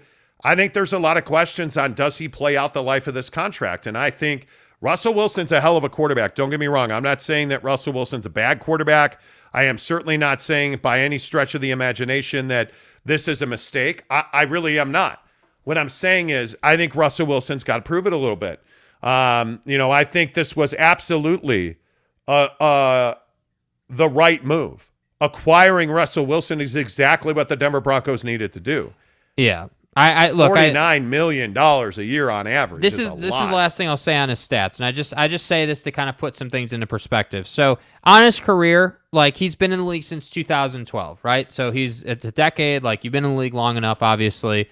He's a 40 or a 65% passer. That's where he's been most of the time in his career. He's fluctuated up and down, 63, 66. He's been right in the mid-60s, which is totally acceptable in the league. But the thing that stands out to me, and this is why I'm more optimistic about this whole Denver situation. Last year, he throws for 3,100 yards. But the 2 years before that, he's a 4,000-yard passer, a 40 touchdowns a season guy. Like, he can put up numbers. But I think you can't take the beating he took and expect him then to also carry you. So that's why I say I think it's in football, it's tough because it's a mix. Hey, some of this is on Russ, but some of this is on the Seahawks. So that's what I'm saying. I'm going to be an optimist about this. Let's see how the first 5 weeks go. Well, and he is a mobile quarterback, and Russ has been durable. I don't think there's any doubt about that. I mean, he's been out of the pocket quite a bit. But he hasn't missed a lot of time. Bro. I mean, yeah, and by the way, he's leaving. He leaves Seattle, and who do they replace him with? Well, it looks like Geno Smith is going to be their full-time guy. I mean, Russell Wilson's not an easy guy to replace. I think this is the right move. Paying him $49 million bucks, I guess we'll find out. I don't know. Tanner Plummer, good morning, too. Are you happy we're not talking Donovan Mitchell and Jazz now? It's football at 50 and presented by Papa Murphy's Pizza. Tanner Plummer says Russ is not the reason why Seattle's dynasty never came to be. Oh, they were a dynasty. I don't think there's any doubt about that. You can blame that on the idiot OC who thought it was a good idea not to give the rock to Marshawn. I mean, I don't think there's any doubt that Russell Wilson's not the reason. That they lost that game. He is the reason there was an interception thrown. I mean, he threw the ball in a place on the goal line where you cannot throw it. I mean, it's not his fault he was throwing. It is his fault for the throw. I mean, let's not totally absolve Russell Wilson from, guilt or responsibility. You made a decision, and you're paying the price. Yep. Ken Williams says, since Manning, they have had crap QBs. I agree with that. Yeah. Totally agree. I mean, Drew Lock's not there anymore. Yeah. Do we all remember Drew Lock being a stud in college? Yep. And he has been nothing. He's been nothing. Kay Nuren says, if Denver doesn't get a better O-line, good luck to him. Truth. Absolutely true. Ken Williams says, Wilson is a great QB. Take him. It's a great move. Yeah, I think it's a great move too. Yeah, I think it's a no-brainer. And again, I don't think it's a bad move. Yeah, I don't think it's a bad move. You raise your eyebrow a little bit at $49 million bucks. Yeah, I mean, I think his value. That's a lot of scratch. Justifying his value over the life of the contract, and in the fact that it's, I think we said, what was it, 165 and a half is guaranteed. So like that's a pretty sizable guaranteed number, and I think that, you know, it's a good contract for the Broncos because you incentivize him to perform and get up to that. I think it was 240 overall. I think it is, and it's, you know, combined with the initial contract and this, it's 7 seasons total of commitment. I mean, he's likely going, if all things work out, he'll retire a Bronco. I mean, that's 7 years, bro. Yep. Boyd Lake says Wilson threw the ball without looking at what was going on. I agree. Yeah. Antonio Ruiz says, yeah, but look how many times he's been sacked. He's been sacked a lot. Their offensive line has been an issue up there. I mean, their money was spent on defense. Yeah. I mean, there's no doubt about that. Jeremy Severi says this one of Russell Wilson's best wide receiver course. Fact, and although Timmy Patrick's out now, so which sucks. The O-line is better than it was in Seattle. The defense is better. Now it's better. Yeah, I agree. Tanner says, in my opinion, one title doesn't make a dynasty. If that's the case, then the Eagles had a dynasty too. Stop. There's just no comparison. You're being difficult, bro. You have one of the best defenses in the history of the National Football League. I mean, come on. They were good for an extended period of time. Dude, CenturyLink was one of the best freaking home field advantages in all of football. Like the 49er Seahawk rivalry that was alive and well, you know, in the mid 2000, you know, 2015, 14, 16, like those years when you had Patrick Willis and you know, that linebacking core versus, you know, the Seahawks, like that was great time to be an NFL fan, man. But I mean, the guy has never thrown for 5,000 yards. And he's got to get back to 4,000-yard rush. Let me ask you this. I think that's really important. He hasn't thrown for 5,000. Does that devalue the fact that he's capable of throwing for 4? Because it used to be that 4,000 was a great number, but now with the advent of the 5,000-yard passer, it obviously devalues 4,000 yards. So it's like, hey, obviously you're not going to pass on Russell Wilson because he's not a 5,000-yard guy. But I just wonder, like, does 4,000 yards still move the needle for franchises? You know, is that still like, hey, yeah, we need that guy? That's what I'm curious about. Awesome. Arlington Bears gives us a $20 tip. And I don't know why your comment was filtered, but it says on August 5th, someone called you guys fat. Every dollar I tip is a pound I have lost on the cut. Speech is not a crime. You'd suck. Go Cougs. Arlington Bears. $20. I'm telling you, the stories coming out of our casuals getting cut group on Instagram. Crazy, bro. The fitness that we're seeing, the weight loss we're seeing, the camaraderie, the support, the friendship that is coming out of that. I just think is. What do you bench? It's been so inspiring. I've gained 10 pounds since that time. We're getting somewhere. I actually haven't gained 10 pounds since that time. I've lost 10 pounds since that time. But it's been really fun to see all the progress that everybody's made. So Arlington Bears, thanks for the $20 tip. Appreciate you.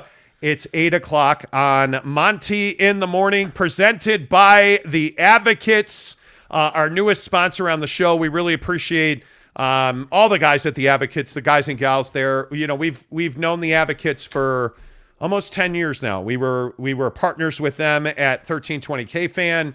When we did this show, they've stepped up to really help us grow the program. You know, they are somebody that we trust to send you to. And I think that's the theme, you know, of our partnerships on the show. You know, we don't just partner with anybody. You know, we don't just throw it out there and say, hey, they spend money with us, go spend money with that. Like, that's not how we do it. Yeah. People like Barbecue Pit Stop, Devery Davis at Academy Mortgage. You know, you think about the people at Papa Murphy's. We eat at Papa Murphy's. We know the owners locally here of the Papa Murphy's stores. You know, like that's who we send you to. And the Advocates are no different than that. And I think the thing that I always say about the Advocates, you know, remember, if you've been in an accident, you have people that can help you. You know, the Advocates offer you free consultations. They can help you, you know, with, you know, the thought process. Because you get in an accident, you're injured in a car accident, there's a lot of wild thoughts running through your head. You don't need to be worried about, well, how much am I going to have to pay a lawyer to help me with this? Because when you call the Advocates, not only is it consultation free, you don't pay the Advocates a dime until they win your case. Because they know that you have things going on in your life at that point. They'll help you defer your medical bills. And the best thing about the Advocates is any way you want to communicate with them, they'll communicate with you that way. Facts. Do you want to call them and talk to an attorney today? Absolutely, you can do that.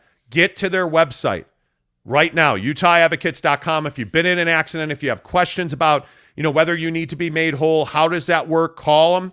Get on their website, utahadvocates.com, because you deserve an advocate. Welcome to the Advocates, injury attorneys, our newest sponsor on the show. We appreciate you.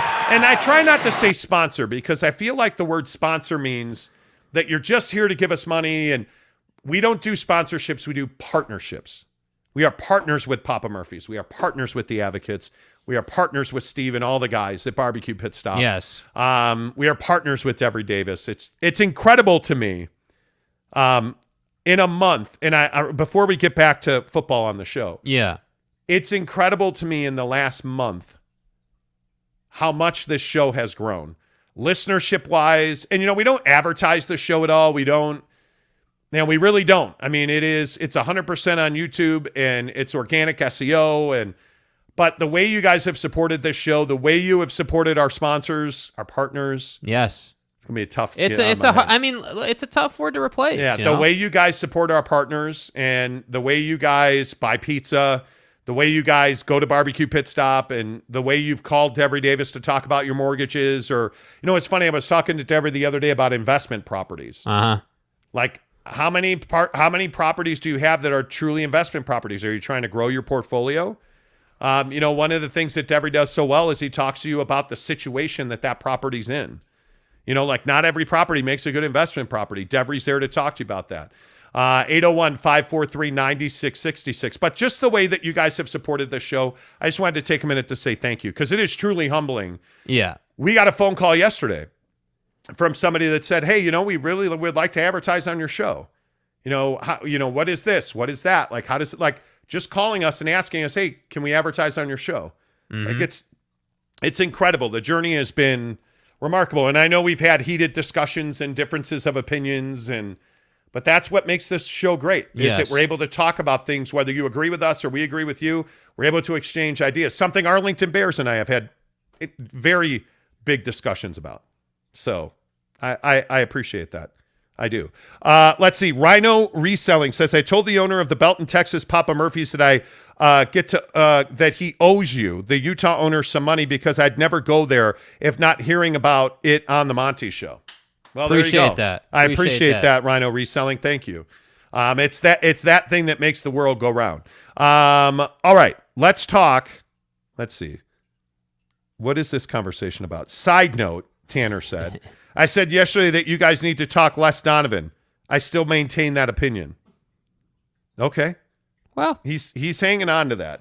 Listen, man, that's your opinion, and it's all good. I don't resent you for it, but I'm just telling you, like, I would tamper those expectations, because I'm just telling you, no offense, we're going to keep talking about it. Dylan Rodriguez wants to know if the Denver Broncos are our favorite football team. No.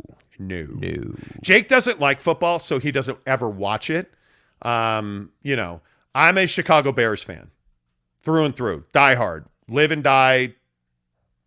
I'll live when the McCaskies are dead. But other than that, I mean, and they're building a stadium on a pile of horse a racetrack for horses to play football and stuff. Yeah. Who's your favorite football team? I mean, I grew up a Bears fan. I guess the Bears are my go-to, but I don't really have a favorite football team, to be honest with you. Okay. Big fan of quarterbacks right now, though. You're a players guy. I'm a players guy. I'm not a team guy. Yeah, I'm a players guy. Man, sure. What if Justin Herbert was on the Bears? Yeah, and that's why I say, like, you start diving into these the quarterback situations.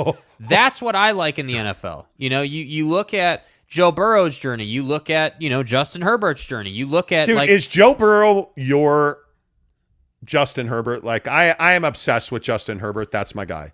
I mean, bro, look at my guy right here, Baker Mayfield. I thought you were over Baker. Dog. I thought you were over Baker. I was over Baker, but then, Baker came through, earned a starting spot, told Sam Darnold to go back to SC and be an average-ass quarterback. Carolina. Carolina. I am not a Joe Burrow guy. I think it's a cool story. What is happening with your So we're going to Maui or Hawaii tomorrow. We're going to Kona tomorrow. We're going to where? Hawaii. And my Uber ride charged my card. It's scheduled. It's good to go. Okay. There you go. It lit up my phone. This is going to be an expensive trip. Yeah, it is. I think it is. You know. Please buy pizza. Please buy pizza. Exactly right. Let's see. DRS says. Is that an F1 reference? Yes. Drag reduction system? Is that what that is? What are we getting at? The only reason the Big 12 is more stable than the Pac is because they don't have any teams desired by the big boys. Okay, so wait. Let me get this right.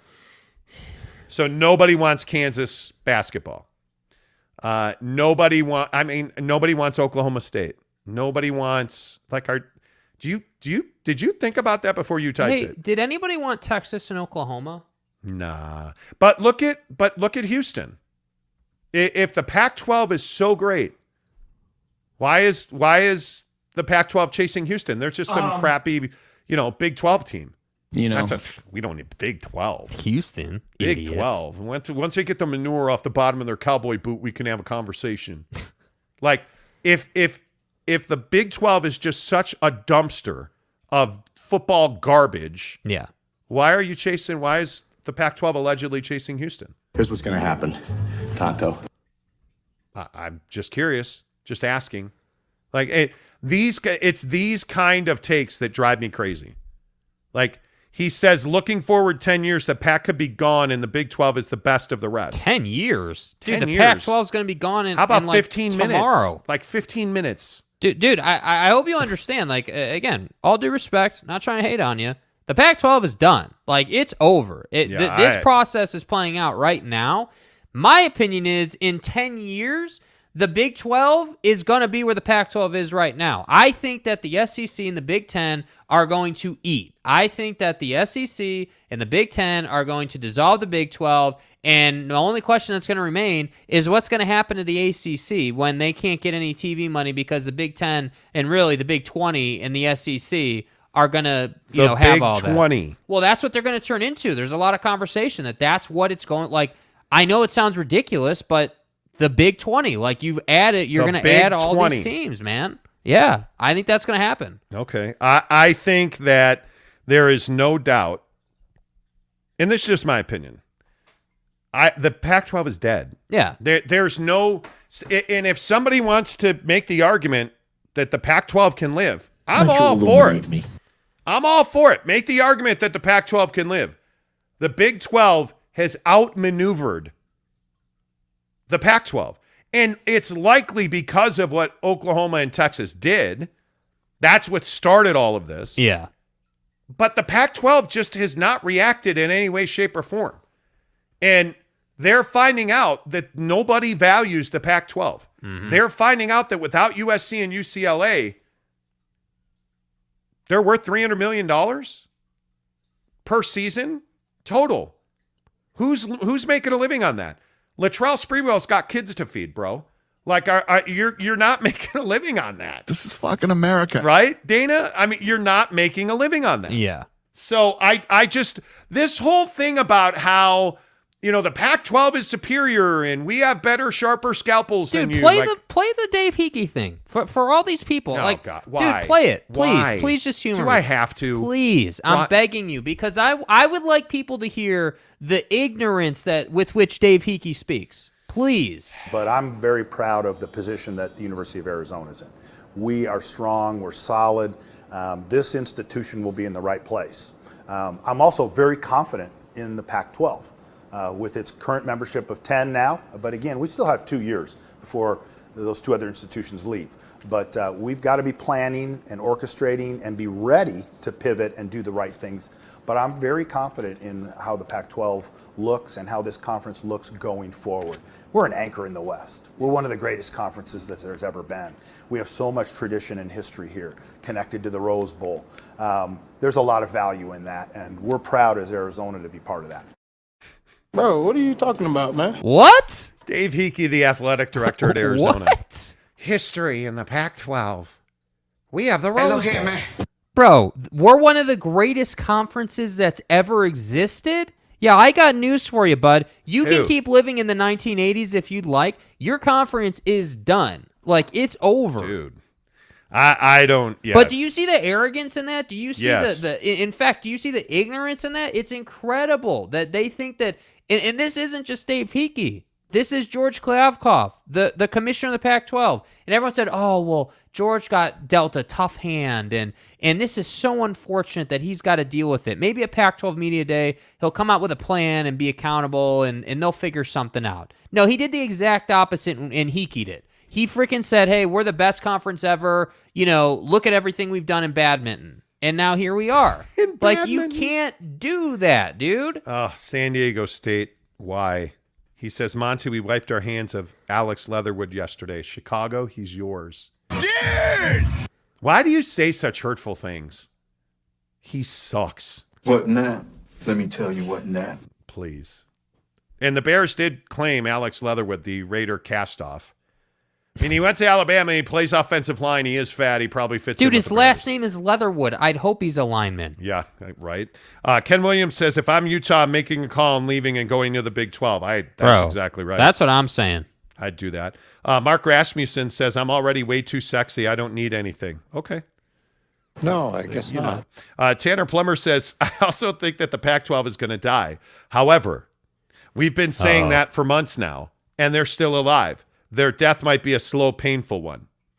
I just think it's a time-consuming process. Yeah. You know. Kay Nurin. Here it comes. Kay's awake today. Here it comes. Yes, the Pack is on life support, and the plug is being pulled. Wow. Ken says you have to go and make moves. Let's see. Dave Tervort said, I checked into local SLC morning radio yesterday. Uh-huh. How'd that work out for you? I got 3 minutes of sports and 10 minutes of men's health. Not making that mistake again. Keep up the good work. Our promise to you is we will not have any partners that talk about your testicles. Unless you were in an accident and your testicles were damaged, we might have to have a conversation. But you shouldn't talk to us about that. You should call the advocates so they can help you. UtahAdvocates.com. We will not do ED pills. We will not. Happening, bro. We will not do ED treatments. Not happening. We're not. It's not happening. And I appreciate that comment so much, bro. And I'm sorry. I got 10 minutes of men's health. Dude, it's bad. I love that. It's bad, man. I love that. Tanner Plummer, Jaron Hall or Cam Rising? Probably Jaron Hall. Right, T. Yeah. Tanner, you know, unlike the Jazz, BYU and Utah both have a great chance to make a splash in college football. With all due respect. Okay, well, first of all, Tanner, the Jazz don't play college football. Tanner asks this is a good question. Jaron Hall or Cam Rising? Okay. Well, here's the thing. Yeah. Cam's been there and done that. Now, he got injured, but he's going to get another chance because it is Utah and Florida. Yes. And Utah is a 3-point favorite, but it's supposedly going to rain. Allegedly. And the swamp is never easy. Jaron Hall, I think the biggest question is, can Jaron Hall stay on the field? And if you missed yesterday, the Harris LaChance interview, Harris will join us every Wednesday at 8 a.m., thanks to our friends at Papa Murphy's. I thought what Harris said about being in better condition, that the humidity is too much. We make too much of the humidity. And right. I think that's true. But I don't think we make too much about the questions surrounding Jaron Hall and his ability to stay healthy. I think this is a huge question. Because when we were looking at this game last night trying to pick a lock, you know, before you even pick up a pencil or read an article, you feel like BYU should be a 14-point favorite in this game. Yeah. Now it is Tampa. It's Raymond James Stadium. It's going to be wet, 70% chance of rain, but it always rains in Florida. Mainly because of, you know, it's, never mind. Anyway, I was going to make a Florida man joke, but I won't. It always rains in Florida. Yeah. It is always humid in Florida. But this offensive line at BYU is really good. This could be historically good. Yeah. From a BYU perspective, their offensive line has a chance to be one of the best offensive lines in the history of BYU football. Size and athleticism. And what Christopher Brooks brings from Cal to Provo is significant. They have speed. It is still one of the best wide receiver groups that you've had. You now have a real, legitimate replacement for Tyler Algier and Christopher Brooks. It's all on Jaren Hall. 100%. If Jaren Hall wants to be Zach Wilson, Ty Detmer, if he wants to be the next guy in Provo, taking snaps under center, it starts Saturday at Raymond James. Yeah, and by the way, USF's defense is ranked 123rd in the nation, so it's not as though they have some elite defense. Well, and I still maintain that the way BYU wins this game is they road grade USF. Yeah. They run them over. They run the ball, and they run the ball, and they run the ball, and this offensive line has got to perform. It is that simple. Give me 5 guys that have chemistry, who can stay on the field together for the next 3 months, and let's go kick some ass. And it starts Saturday night in Tampa. Yeah. And I think this offensive line for BYU should take it personally that they're only a 12-point favorite. And I understand you get 3 points for being at home, but the number's still minus 12. Yeah. And I feel like BYU should win this game by 2 touchdowns. Now, USF's got enough talent, and I still think the biggest question on this BYU team, can they cover? Can they play man defense? Can they be in man more than they're in nickel or dime? That's a huge question. Can this defense get you off the field on 3rd down and long? Are you going to continue to give up 3rd and 7 over the middle? Because if that's the case, this is going to be a hell of a football game. Yeah.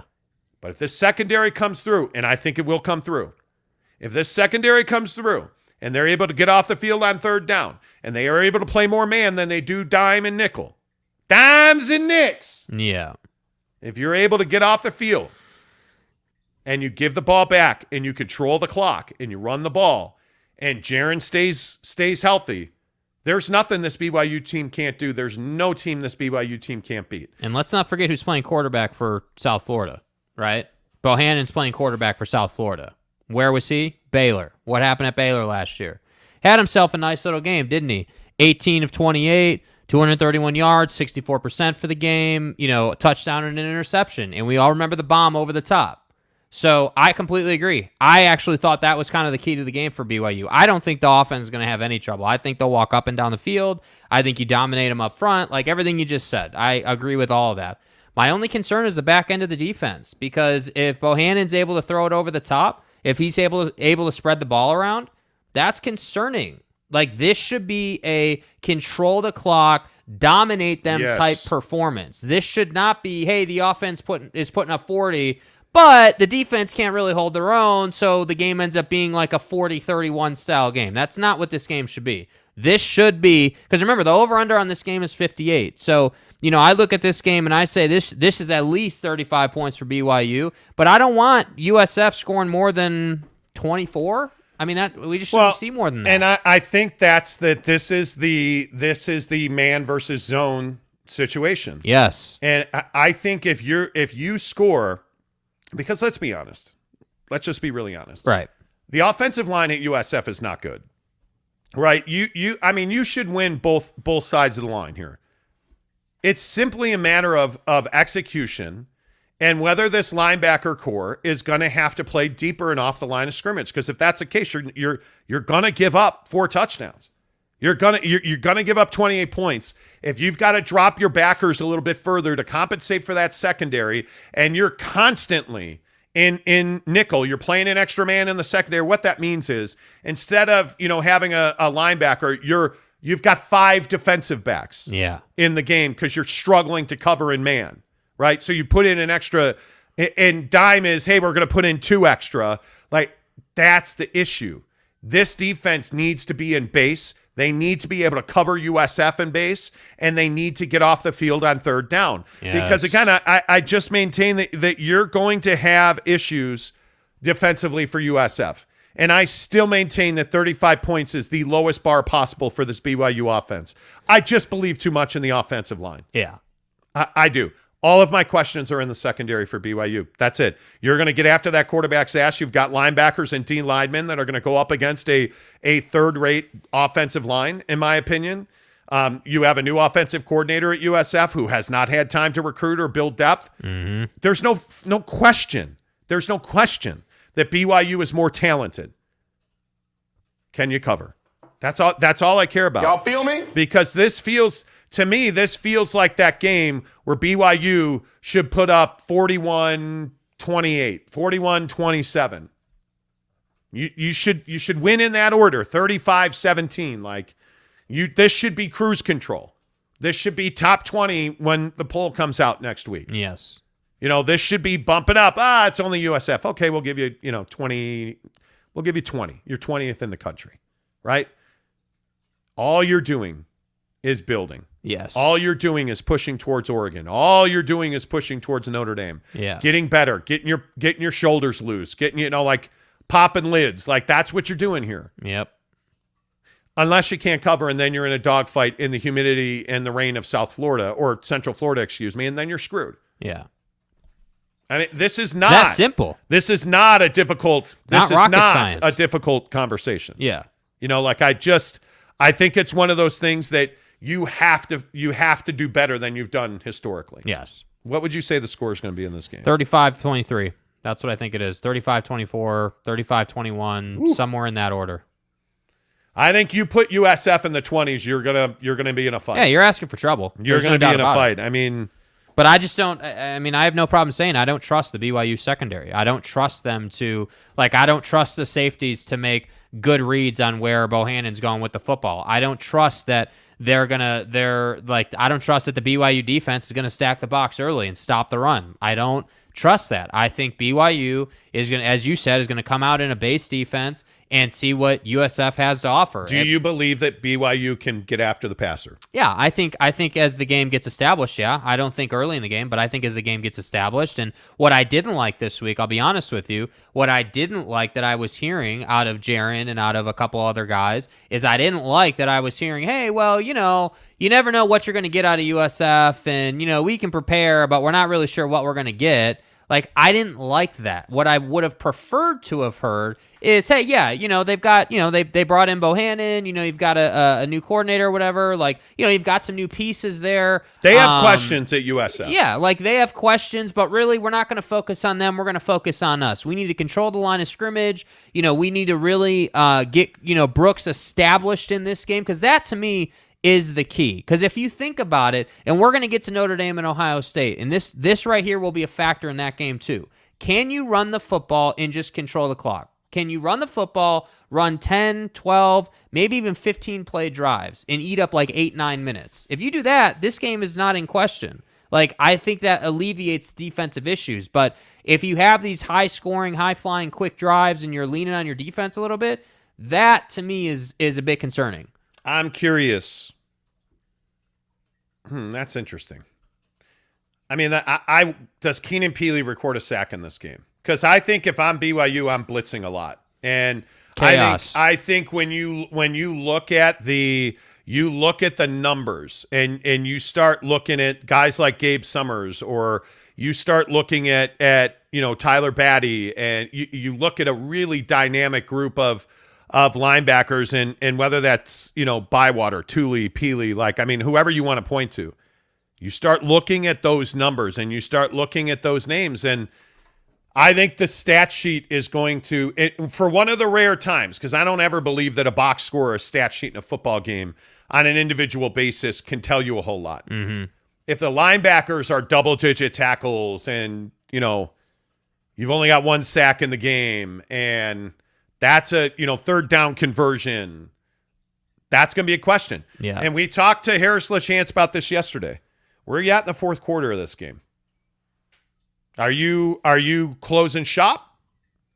Or are you still trying to build the shop? Are you still fighting for a win? Hopefully you're cruising, and late in the second half, hopefully you're cruising. Hopefully the fourth quarter is never in doubt. That's a huge question. I want this BYU football propensity to not show up for the USF style game to go away. I want the propensity to not kick the living hell out of Idaho State last year to go away. Like I believe in this team. I think this team can be a 10 or 11 win team. I absolutely do. They have a tough schedule. There's no doubt about that. But I think they're capable. I think they're absolutely capable of shocking some people. What does that mean, shocking some like people? Beating Notre Dame, beating, Oregon, like beating these teams that people are like, oh, well, they have no chance to beat those power teams, Like, I just think that BYU has to, like, one of the things they got to get better at, and I feel like this is kind of a Kalani thing to kind of instill in his team, is no matter who we're facing, we have to bring 110% every single week. We have to bring that ability to cover every single week. We have to bring the hammer that really should be Brooks every single week. And I think the problem is for BYU, and we've had long discussions about this on the show, as injuries stack, as you go through the seasons, because injuries will happen. We all know that. It's part of the game. As injuries happen for this team, the inability to backfill those is concerning. So what did you say you think your score is again? 35 points for BYU, and I think low 20s for USF. Like the score I wrote down was 35-23. I think it's 35-21, 35-23, 24, somewhere in there. Like, I think they'll handle their business. But again, last year, that's what I remember about last year. Hey, you should have gotten further. You should have, made some serious noise at the end of the year, and you just didn't hammer these teams. You didn't put them in their place, and that's what I want to see out of this game. Yep, 8:30 talking BYU football as we get you ready for BYU and USF. There you see my lock, 37-21. It's a win cover over. I think they cover the 12 points. Jake is in the same boat as me. He says 35-23, which is nervous. That's nervy time. Because now if BYU I guess doesn't I just make don't a have play, the confidence. That's my problem. But what is causing that lack of confidence? Because the back end of the defense, Jaren Hall's inability to stay healthy in his decision making, which is something that needs to improve, and then the running game. I want it like great. Hey, great. Chris Brooks is this great back, and he's this amazing player. Okay, I gotta see that. He's a transfer portal win. Yeah, right. Absolutely is. He is a guy that can represent a kind of a new way of doing business. If he comes in and he runs all over USF, that's a great start. Then I'm like, hey, great, I'm confident now. But the question I ask you is, what would prevent them from running for 300 yards? What would prevent, or 200 yards, excuse me. What would prevent them from running up 500 yards in total offense on USF? Jaren getting hurt because he tried to go 5 extra yards. But no, you didn't say an offensive line issue or a lack of running back depth. With Yeah, I mean, what they have happened the depth. last year. Yeah, they have the depth. With what happened last year and the graduation of Tyler Algier to the Falcons and, losing that depth or losing that star power, this shows you that Kalani and company can go out and find a Chris Brooks at Cal. Mm-hmm. You still have Pini Katoa, who I think is in year 37 at BYU. Like, you have McChesney. You have depth at BYU in really critical offensive positions now. And again, I think that includes quarterback because there's no doubt if you're a BYU fan, you're terrified that Jaren goes down and Jacob Conover is going to have to step in. This is Coach Saban. I don't think he's getting hurt. I think he's ready to go. All right, let's get your thoughts on this. Tanner Plummer says, honestly, if it was hilarious once BYU started getting hurt that the Cougar fans acted like BYU was the only team that deals with injuries. Mm-hmm. Well, we'll see. We'll see. M. Morris says it can be a very special year for college football here in Utah. Hell yeah, it can. True. I would agree with that. Let's see. I think Jerem Tracy says, I hope we don't see the rush 3 cover 8 as much as we saw last year at BYU. Dude, you can't. You can't.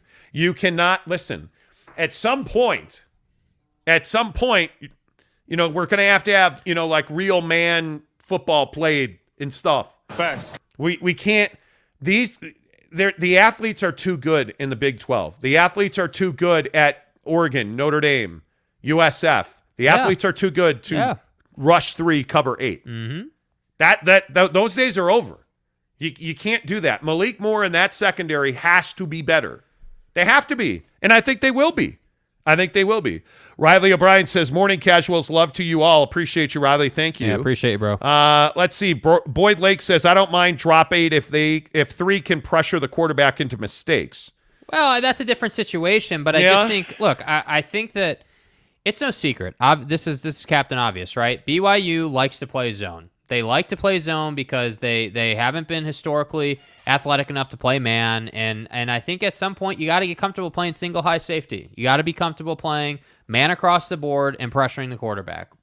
That's what you have to do. And I think that the frustrating portion is when I talk about Bohannon going over the top on you at Baylor last year. Who's to say that's not going to happen again this year? Who's to say that USF won't come out and spot 14 points before BYU's had a chance to get comfortable in this game? That's what I'm talking about. I'm talking about not that I don't have confidence in BYU to win this game. They are going to win this game, in my opinion. 100% believe that. But what I'm curious about is the path to win that game. Is the path to winning this game total dominance? Chris Brooks, Jaron Hall, the offensive line, road grading this football team. Is that what we see? Or do we see, I can't catch the ball, easy completions, the ball's wet, it's humid, we're struggling, we're cramping. Like, what do we see? I've heard all week about sports scientists and Kalani talking about, we've pushed these guys harder and we've done it in a safe way because the sports scientists. Okay. Whoa. What? Whoa. Adler Harris with a hundo. Damn. $100. Well, okay, wait. Adler, I question your character as a man that you shorted me a penny. He tipped us $99.99. Damn, bro. Bro, what did he say? Let's go. What did dude say? Let's go. I'm a BYU fan, so I'm biased, but I just have a hard time thinking Utah will go to Florida on an opening game and win handily. Please help me understand the details. I appreciate you guys. Thanks for being an honest podcast. Yeah, so wow. What I was getting at before someone rudely Adler. paid us $100. Oh! Yeah, come on. What I was getting to here is just that I kind of share that sentiment. I don't have the confidence right now in BYU secondary. I mean, again, I don't mean it in a disrespectful way, but I have to see, I got to see BYU establish the ability to play man.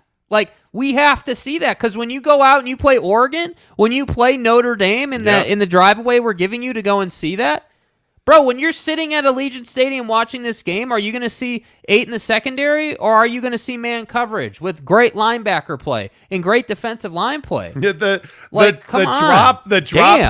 drop 3 cover 8 has lit everybody on fire. It's. I just think, but it's a reality of life at BYU. That's what we've seen way too much of, so I'm saying the way I like to verbalize this is, what is the path to a win in this game? Because again, I'm not going to sit here and say they're losing this game because they're not. They're going to win this game.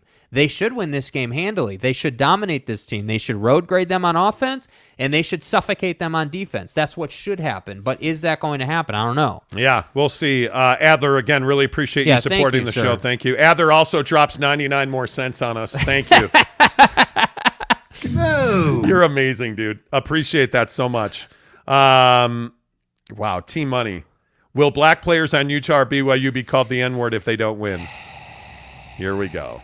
You just always got to work in the race card, don't you? Ken Williams says, T, come on now, stop. Wow, yeah, seriously. That's right, T. That's right, T. Let's see. Boyd Lake says, I think most everyone wants to see what the BYU defense can do. Got to stay healthy this year for sure. Yes. Let's see. Tanner says, Monty Jake, one of you guys needs to be the BYU DC. I'm not even kidding. I don't trust Tuiaki.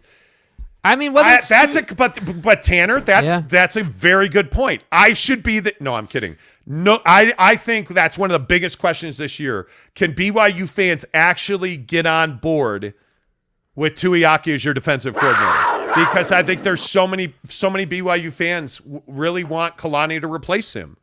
And I just don't think that's how Kalani operates. Dude, if we're gonna have that conversation, then we also need to have the conversation about how Kalani came out and said that he wants to cut Jaron loose and he wants Jaron to play aggressive and he wants Jaron to go all out this year. What does that mean exactly? Because Jaron, again, and I don't mean to be repetitive on this, but this team can't afford to have the ASU goal line incident with Jaron Hall. That can't happen this year. You can't expose him because that also weakens the defense. Yeah. If Jaron Hall's not your quarterback, the defense is not as good as it can be because they're going to be on the field more. So when we're talking about dropping 3 and covering 8, that's going to happen if Jaron Hall gets hurt. You can bank on that. Yeah, I just think it's interesting to see the fan sentiment, and I think, Tanner, you're exactly right. I mean, the Tuiaki thing is a real conversation. I just think that that's right, T. You have to prove it week in and week out. And I don't think Kalani or Tuiaki have a problem with that. I really don't. I mean, I just think it's, that relationship with those two runs deep. The big Mugamba. Tuiaki is poo-poo DC. I'm sure he's a great person, though. I'm sure he is. It's never personal. MH5 says, drop 3, cover 8 only works against teams like Nebraska. Frost will give you mulligans if you need it. LOL. Seriously. Yeah. Seriously. Yeah. I would agree with that. I have really high hopes for BYU this year. I do. I think everybody does, and that's kind of the problem. The hopes are justified, but again, that's why week 1 is so important. Like I go back to that comment that we got a couple minutes ago about how this could be an amazing year for football in the state of Utah. Hello. Good Lord, my bad. Sorry. Damn ESPN ads. That's why I go back to this whole concept of this could be an amazing year of football in the state, because I think, like we talked about Utah, we're talking about BYU, like there's a lot on the line. And I think then you add on top of that the whole conference realignment thing and expansion and TV deals and the Pac-12's on the chopping block. Like it's just a crazy time in the sport that we haven't seen in a minute. South Florida, Baylor, and Oregon. I don't know many teams that are going to start their season with that kind of run. Yeah. And I think that's why this game, when you look at South Florida, this game is absolutely critical, because I don't even think it's terrible if you start 1-1 because you lose to South Florida. That's brutal. Yeah. Because I think these first 2 games are must wins. You have to get redemption against Baylor. Yeah. But you can only get redemption against Baylor if you beat South Florida. So this game Saturday it's monumental. It's huge. It's massive. Yes. It is not. It's just not even. It's not even a conversation. Boyd Lake says Tuiaki has good games. Was lights out versus Utah last year. I agree. I think it's the thing that you're upset about is not even the schematics or the play calling. It's the lack of talent to call the plays and run the scheme you want to run. Yeah. And I think now you've addressed some of that. I do. Kay Nurin, he isn't going to get rid of his brother. He will help him. Yeah, I don't disagree with that. Justin Salas, good morning, friend. Morning, fellas. Would love your thoughts on what USU-Alabama score will be. Oof. Do we really Utah State made some people nervous last week. This is Coach Saban. I think it's a 31-point win for Alabama. Yeah. I think this is potentially Nick Saban's best Alabama team ever. Yeah. I think it's, Salas says by 24. I think it's 31. Yeah. Ken Williams says BYU needs to run the ball. Yes. 1870 GC says rush 3, drop 8 worked once against USC team with the worst coaching staff they've had in 50 years. Yeah, you know what I mean? Like, come on, dude. Come on. That's gangster 1870. That's the goods. Douglas Baker says 24-20. Oh, dude, 24-20. Gators. Oh, Gators. You're talking about Utah. Okay. Yeah, no, I don't even agree with that. I think Utah is going to win that game. I think that the thing I'm standing on here when I look at this game is Anthony Richardson's inability to throw the football effectively. That's what I'm looking at. I think that the Utah defense is fast. I think that you look at the new linebackers they've brought in. You look at just the quality of defense that Kyle Whittingham, tried in, year in and year out, tried and true, the quality of the defense Whittingham puts out. I think that's what they're going to stand on. And yeah, frankly, I think Cam Rising, he's been here and done that. This is not a big game for Cam Rising mentally. Like, he's not going into this game being like, oh, well, hey, this is a big game. I better perform. Now, what he's going in is he's saying, okay, week 1, let's execute. Let's get our feet under us. Let's execute and let's be smart with the football. And I think that to me, that reliability factor, you brought it up earlier, like the fact that Utah's been there and done that, I think is a huge advantage for their football team when we talk about going on the road to Florida. I think it's a big advantage. So, I mean, the score that I have written down here is very similar to the BYU score. I think this is 31-24. I think they handle their business. I think they impress some people here, and I think they go 1-0 on the road in Florida. So you're going 31-24. Yeah, 31-24 Utes. I think that, Cam. So that's an over. That's an over, yeah. That's an over. And the other thing I look at, too, and I was just kind of seeing looking for some team stats last night and like what Utah's done with this squad last season. The thing that really stood out to me, this first stat I found was 30 points in 11 of their last 14 games. Okay, it's 30 points, neat, cool, great. But then you dive deeper and it's 35 plus points in 8 of their last 9 contests. So this offense is comfortable. This offense is going to get going. And that's what I feel like is really encouraging. If this does indeed turn into an offensive firefight, let's say, I think Utah is still in a good place. But at the end of the day, it comes down to stopping Richardson from running all over you. That's the thing. You can't allow him to get loose. Well, and Naquan Wright's a hell of a running back for Florida. I would not be, and I understand that Anthony Richardson's a dynamic athlete. I'm telling you, Naquan Wright is a really good running back, and I know that they have depth at running back, but I still maintain, you look at guys like Ricky Pearsall, you look at they have tools. Mm-hmm. They may not have the spectacular go-to best receiver in college football. They may not have that at quarterback or running back, but they've got absolutely enough athlete at Florida to beat you. And the biggest question for me again, is going to be this offensive line. I think it's really interesting to see, how well can this Utah defense get after the quarterback? And Mahmoud Diabate obviously knows the Florida system well. I think I think Diabate brings speed. And he just brings that intangible that you can't teach. Mm-hmm. Losing Devin Lloyd, that's something obviously you have to talk about. Losing Devin Lloyd is something that you are going to struggle to replace. Diabate, I think, does that. He is a sideline football player. I think Anthony Richardson is well aware of his abilities. I think he is the guy that you probably spy Richardson with. And that's why I say you're really going to have to figure out Naquan Wright and figure out stopping the run, because that's going to be the critical part of this. You got to make Anthony Richardson beat you. And you got to do that with him throwing, not running. Make him one-dimensional, and that means making sure that you're gap sound, which means don't over-rush, don't be over-aggressive, don't over-pursue the football.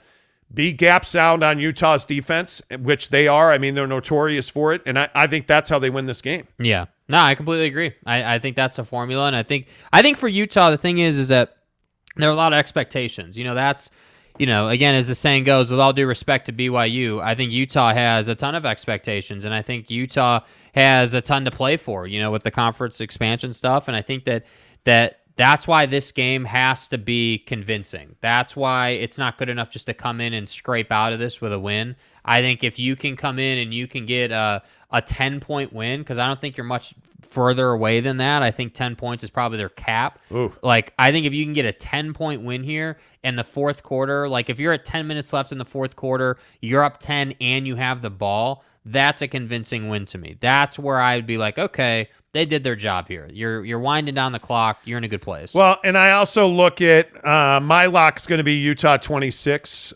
Florida 21, win cover under. Damn. I think you think it's close. I do think it's close because I think Florida can run. And that's the one thing that really stands out to me. And Lloyd and Sewell are two guys that are very difficult to replace. I think Diabate is a really good linebacker, but I think when you look at some of these numbers from last year and you look at the depth, how do you fill Britton Covey's shoes? That still to me, bless you, to me is the biggest thing. And I will say, what you have in Dalton Kincaid and Brant Keithy. You know what they are. I don't know what Devon Vele is. And I think he is your number one guy. I believe he's also going to return punts for Utah. Mm-hmm. Devon Vele is a guy that's going to have to show out. And because I think we all feel really comfortable, who your quarterback is. Yeah. You're going to live and die with the running backs. Yeah. You're going to be able to run the ball. But are you going to be able to throw the ball down the field, especially on a defense that's got the quicks that Florida's got? That's the biggest question. I don't think they're going to be able to do that. This is going to be a grinder of a football game. Yeah. I think this game is going to be played and won at the line of scrimmage. I know that sounds cliche, but I think Utah's offensive line is much better. I think, that when you look at Tavion Thomas, he's a stud, dude. And now I think you have a better, more prepared depth chart at running back. And you look up and down the depth chart, and I think Tavion Thomas and Micah Bernard are two guys that you're going to win and lose with. And Tavion Thomas is a guy that it absolutely exploded out of that backfield last year, and there's no reason to think he can't have a better year this year than he had last year. Absolutely. There's no reason to believe that Cam Rising can't have a better year this year than he had last year. I mean, if he stays healthy, they would be Rose Bowl champions. Well, and he's today. not competing for his job. That's the thing. I mean, this has been his job. I agree There's with that comfortability. Yeah. Like, it's been his team. So I think that helps. That's why I say I think I want to believe that this secondary, Cole Bishop, Clark Phillips, that there is talent in that. It's Kyle Whittingham. This secondary is good. They're putting up 30 points in this game. I'm just telling you. Knock it down. I think if you just ask me, hey, what do I think is going to happen? I want to say they win by 10. But if I'm a betting man, that's my lock for a reason. 26-21. I think they cover the number, but it goes under. Mm-hmm. Because this Utah defense, to go over, Florida's got to score. And I really believe in this Utah defense. Well, we both believe that Florida is going to be low 20s. I mean, you have them at 21, right? I have them at 21. I have them at 24. So we agree on that for the most part. I mean, they're somewhere in the low 20s.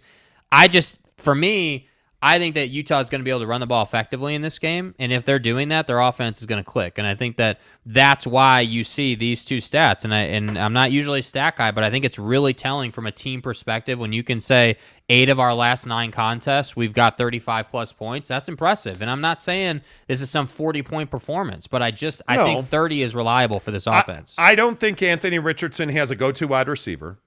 I think that this secondary is elite at Utah, and I think that Clark Phillips is going to turn off half the field, and that's why I say Cole Bishop's a huge player in this game. I think Diabate's ready to rock and roll. This is a great first game for him in a Utah uniform going back home. Yep. I mean, you like everything about it. I think they win by 10, but my lock is 26-21 Utah. There you go. So that's just kind of where I come down on it. Let's see where you guys go. Hullabilly says 41-24 Utah. Damn. Hope Good so. Lord. Hope so. Good Lord. Hope so. Ken B12. Yeah, you better.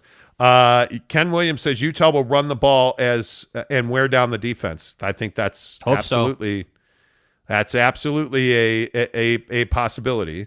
We'll see. Why wouldn't you run the ball? Yeah, I mean, you're definitely going to. You got to establish a rhythm. There's no doubt.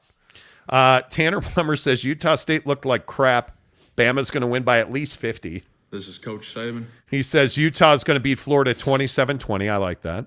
Douglas Beecher says, yep, linebackers, they brought in Diabate from the Swamp. Yep, I think that's huge. Yep. Also says, night game in the Swamp to kick off the season. No way the Utes score 31 under all day.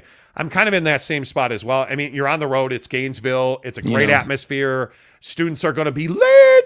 I'm telling you. But you're underselling your ability to throw up C's. Okay. Is that supposed to be like a hug motion, or what do we got there? It's some kind of dance move. It's some kind of dance move. Got it. Okay. Okay. It is what it is. Caleb says, how important would a Utah BYU conference game be in the Big 12? Oh, geez. Vital. Huge. And how much playoff implications would that division have? Well, a lot. I also think, by the way, did you guys see that the conference committee, the executive board, is going to meet this week to talk about expanding the college football playoff? I'm not at liberty to say. Yeah, we'll see. I mean, it's interesting. Can you imagine BYU in a holy war for a conference championship? Excellent. Come on. That's what I'm saying. That's what we all want. Come on. I mean, and if the college football playoff board managers get together this week and expand the playoff to 16 teams, good Lord. Come on. Richard McDonald says, I bet the Utes pull out a W in the Swamp. National media isn't giving Utah enough love, which pains me to say as a BYU fan, but Sportsline has the Utes losing by 1.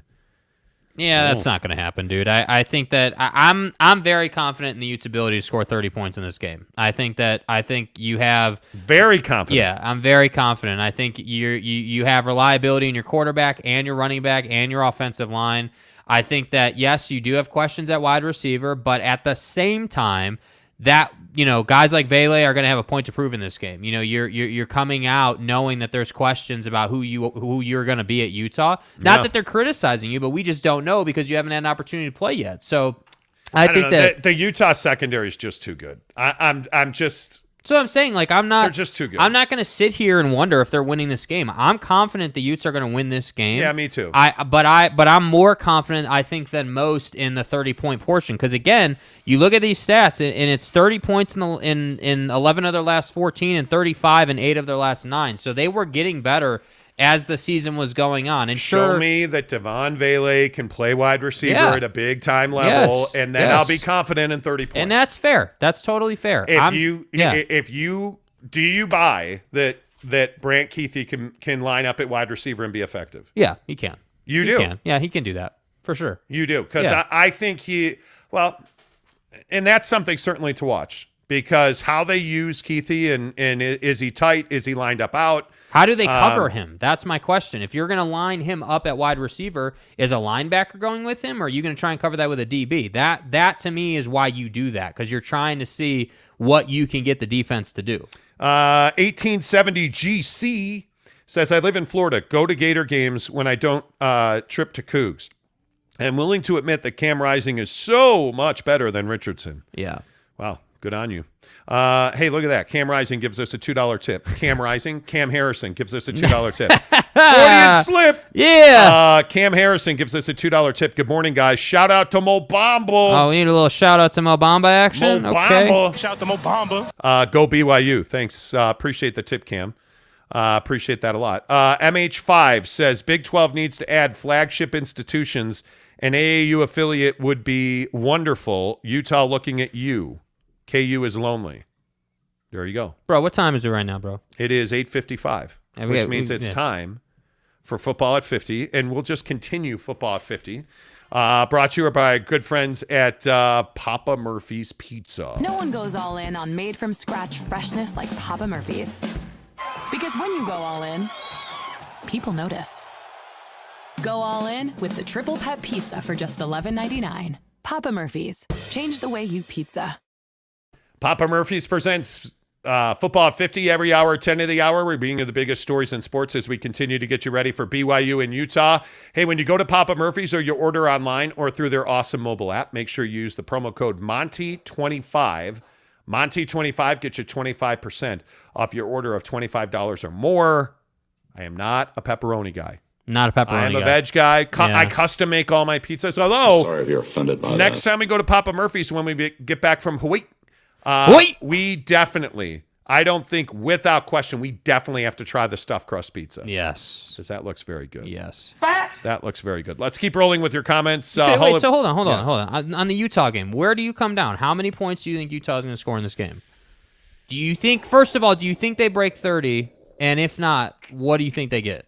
Okay, again, as a betting man, I'm telling you go 26-21 Utah over Florida. Okay, as a Win betting cover man. under. Okay. Yeah. I believe, I feel like, yes, the Utes will score 31.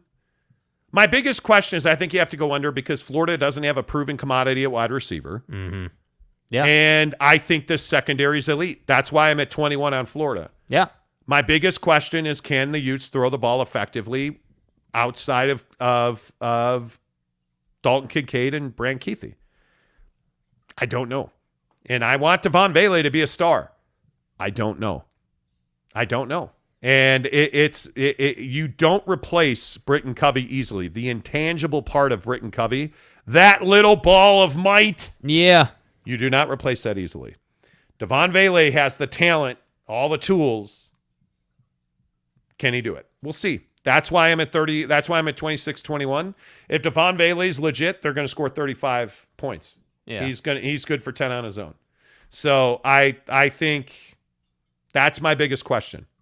That by far is my biggest question. Okay. About them. Let's see. Snuka Monty with the hit them folks dance move. Yeah, this and that. Drop it on them. Whatever. Drop it on them. Richard McDonald gives us a $10 tip and says, what's your thoughts on West Virginia, Pitt, Penn State, Purdue?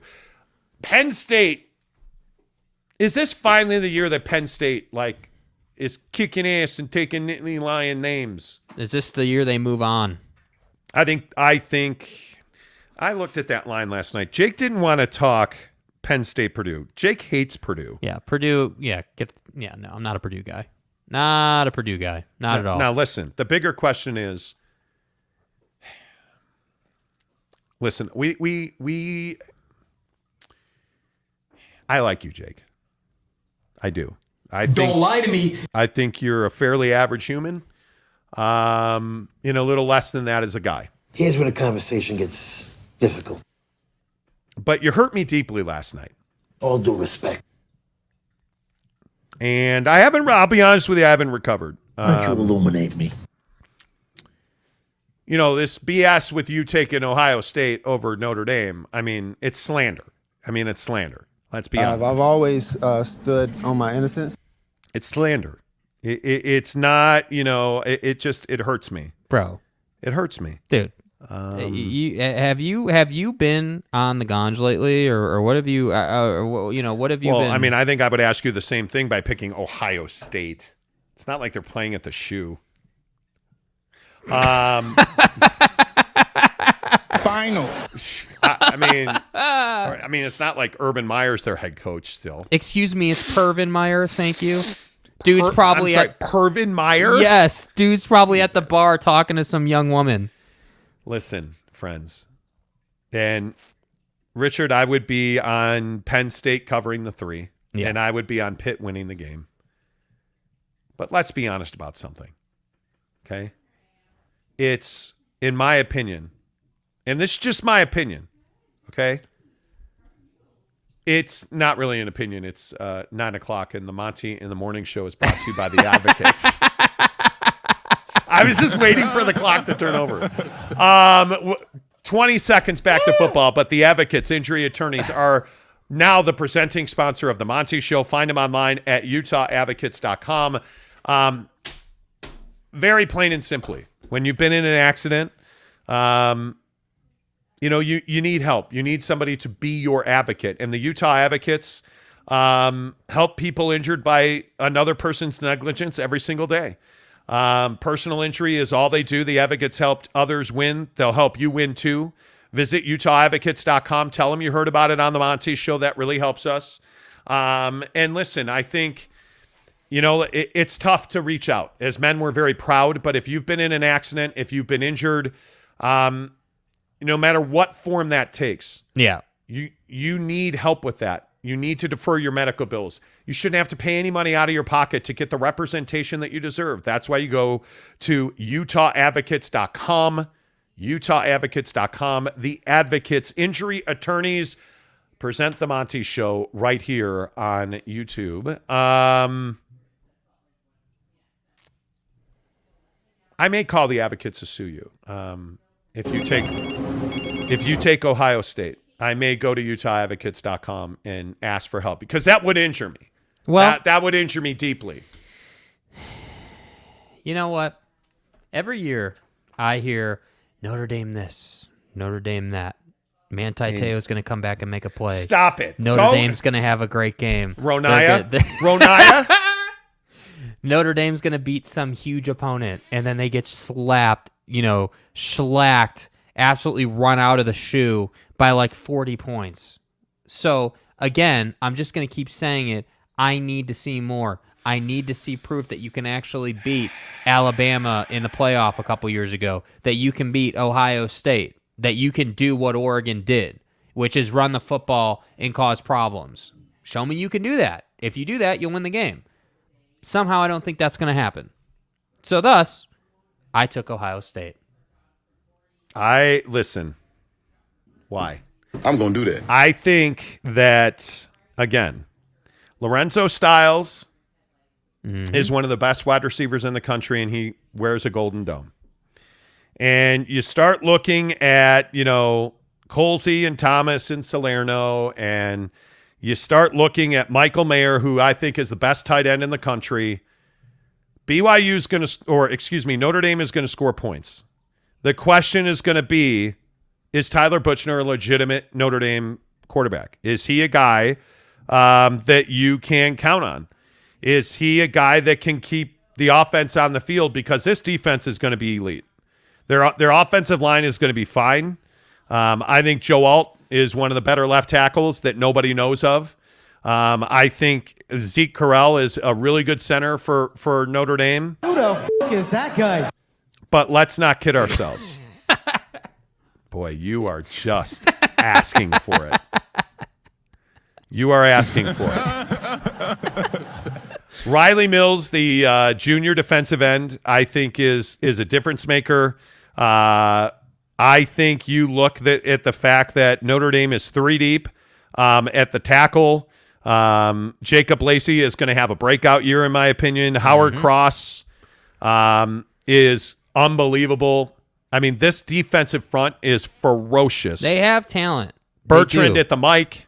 Yeah, they've got talent. I mean, I'm telling you now. I am telling you now. Kaiser, there's a kid named Jack Kaiser, number 24, plays a rover for Notre Dame.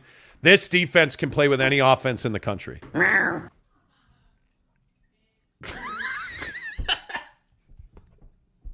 Sorry, please continue. By the way, we are hiring a new co-host for the show because I'm going to drown you in Hawaii. I am going to drown you. Yeah, co-host accidentally disappeared snorkeling off Maui. Talk show host gets his face caught in a propeller. Yes. Anyway, the point is. Yeah, sorry. Go ahead. Yep.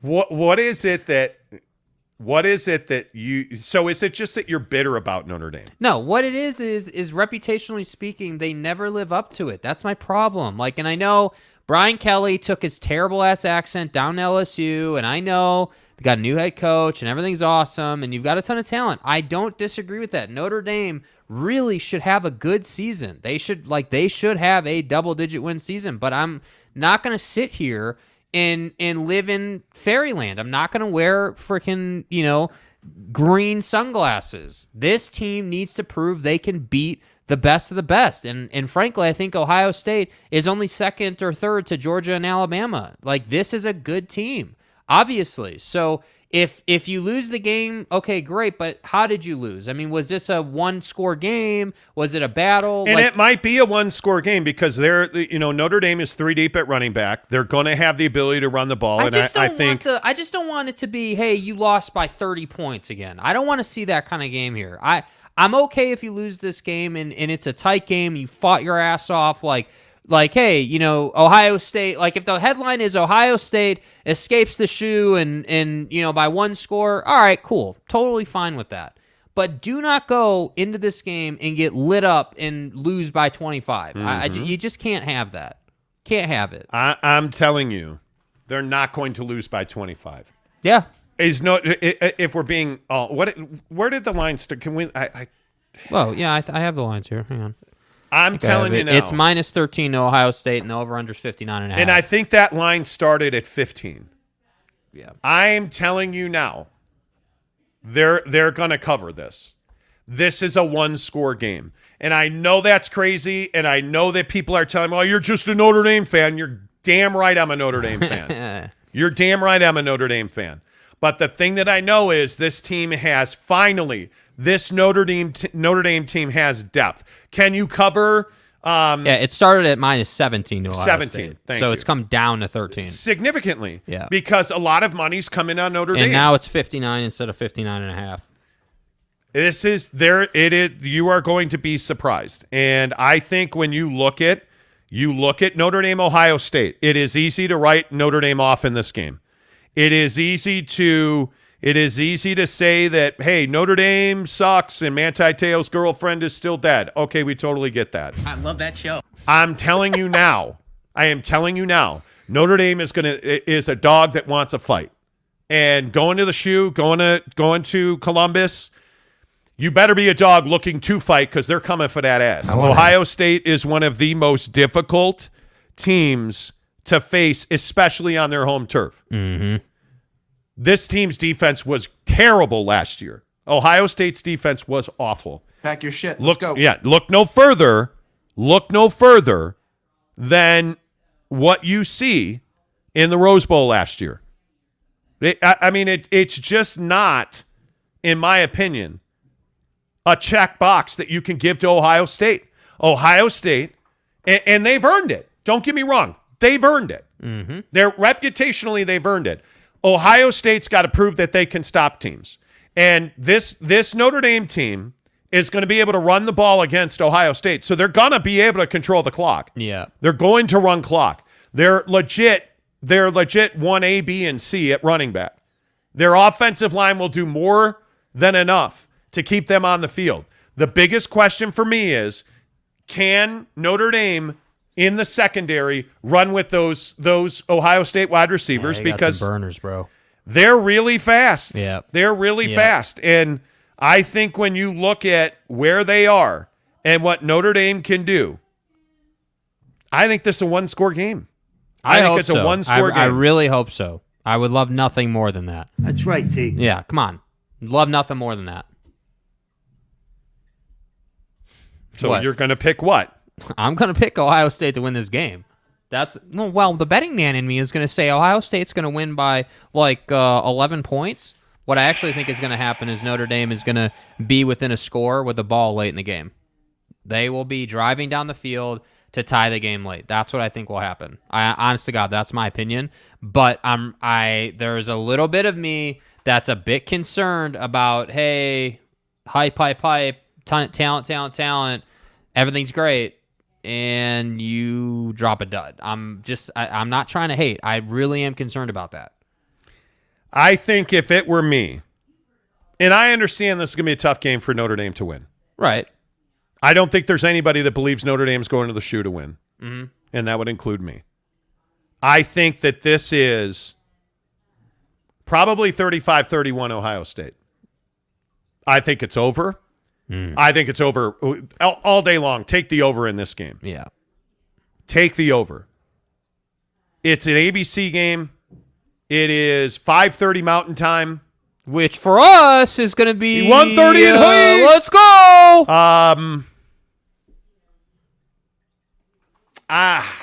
Do you see what I mean, though? That's why it's tough. I'm going to stick. 35-31 Ohio State wins this game, and I just don't believe in that defense. What I saw against Michigan and what I saw against Utah last year.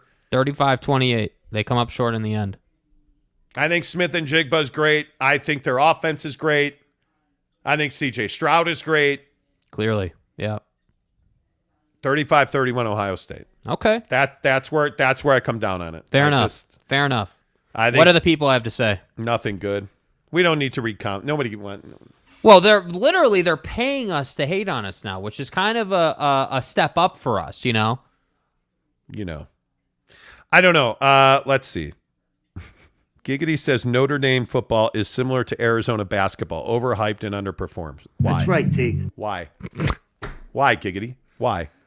Richard McDonald. No way Notre Dame pulls off a win on the road. I can't stand the Buckeyes, but those are just facts. Yeah. And then, of course, there's Agane again. Agane again. Yeah. Says, who the f*** is that guy? Rudy movie is lit, though. Thank you. Yes. Thank you. Fat Jesus says, all in with Papa Murphy's is too much. I prefer just the tip. Wow. Okay. I'm Okay. sorry. I thought you said just the tip. Bro. Bro. I've always stood on my innocence. Okay. Oh. Okay. What? Just the tip? Yeah. Bold prediction from Hooterville, Texas. $4.99 tip. Mm-hmm. Says suck it up Buttercup as his avatar is suck it up Buttercup. Right. I'm going to make a bold prediction. Baylor will shut out BYU. Okay. Okay. That's next week, isn't it? Yeah. A week from now. Okay. Well, and we'll still be in Hawaii. Yeah. And you won't. Thanks. Okay. Come on. Tom Basilius says, did the Notre Dame coach really kill that kid? I'm willing to die for a good cause. I have no idea what you're talking about. I have no idea what you're talking about. Let's see. Snuka said Ronaya when she came back from the dead. LOL. Damn it. Mansa Musa says, Monty, let's make a side bet. Nah, I'm fine. What do you mean you're talking about like the lightning strike all those years ago? What are you talking about?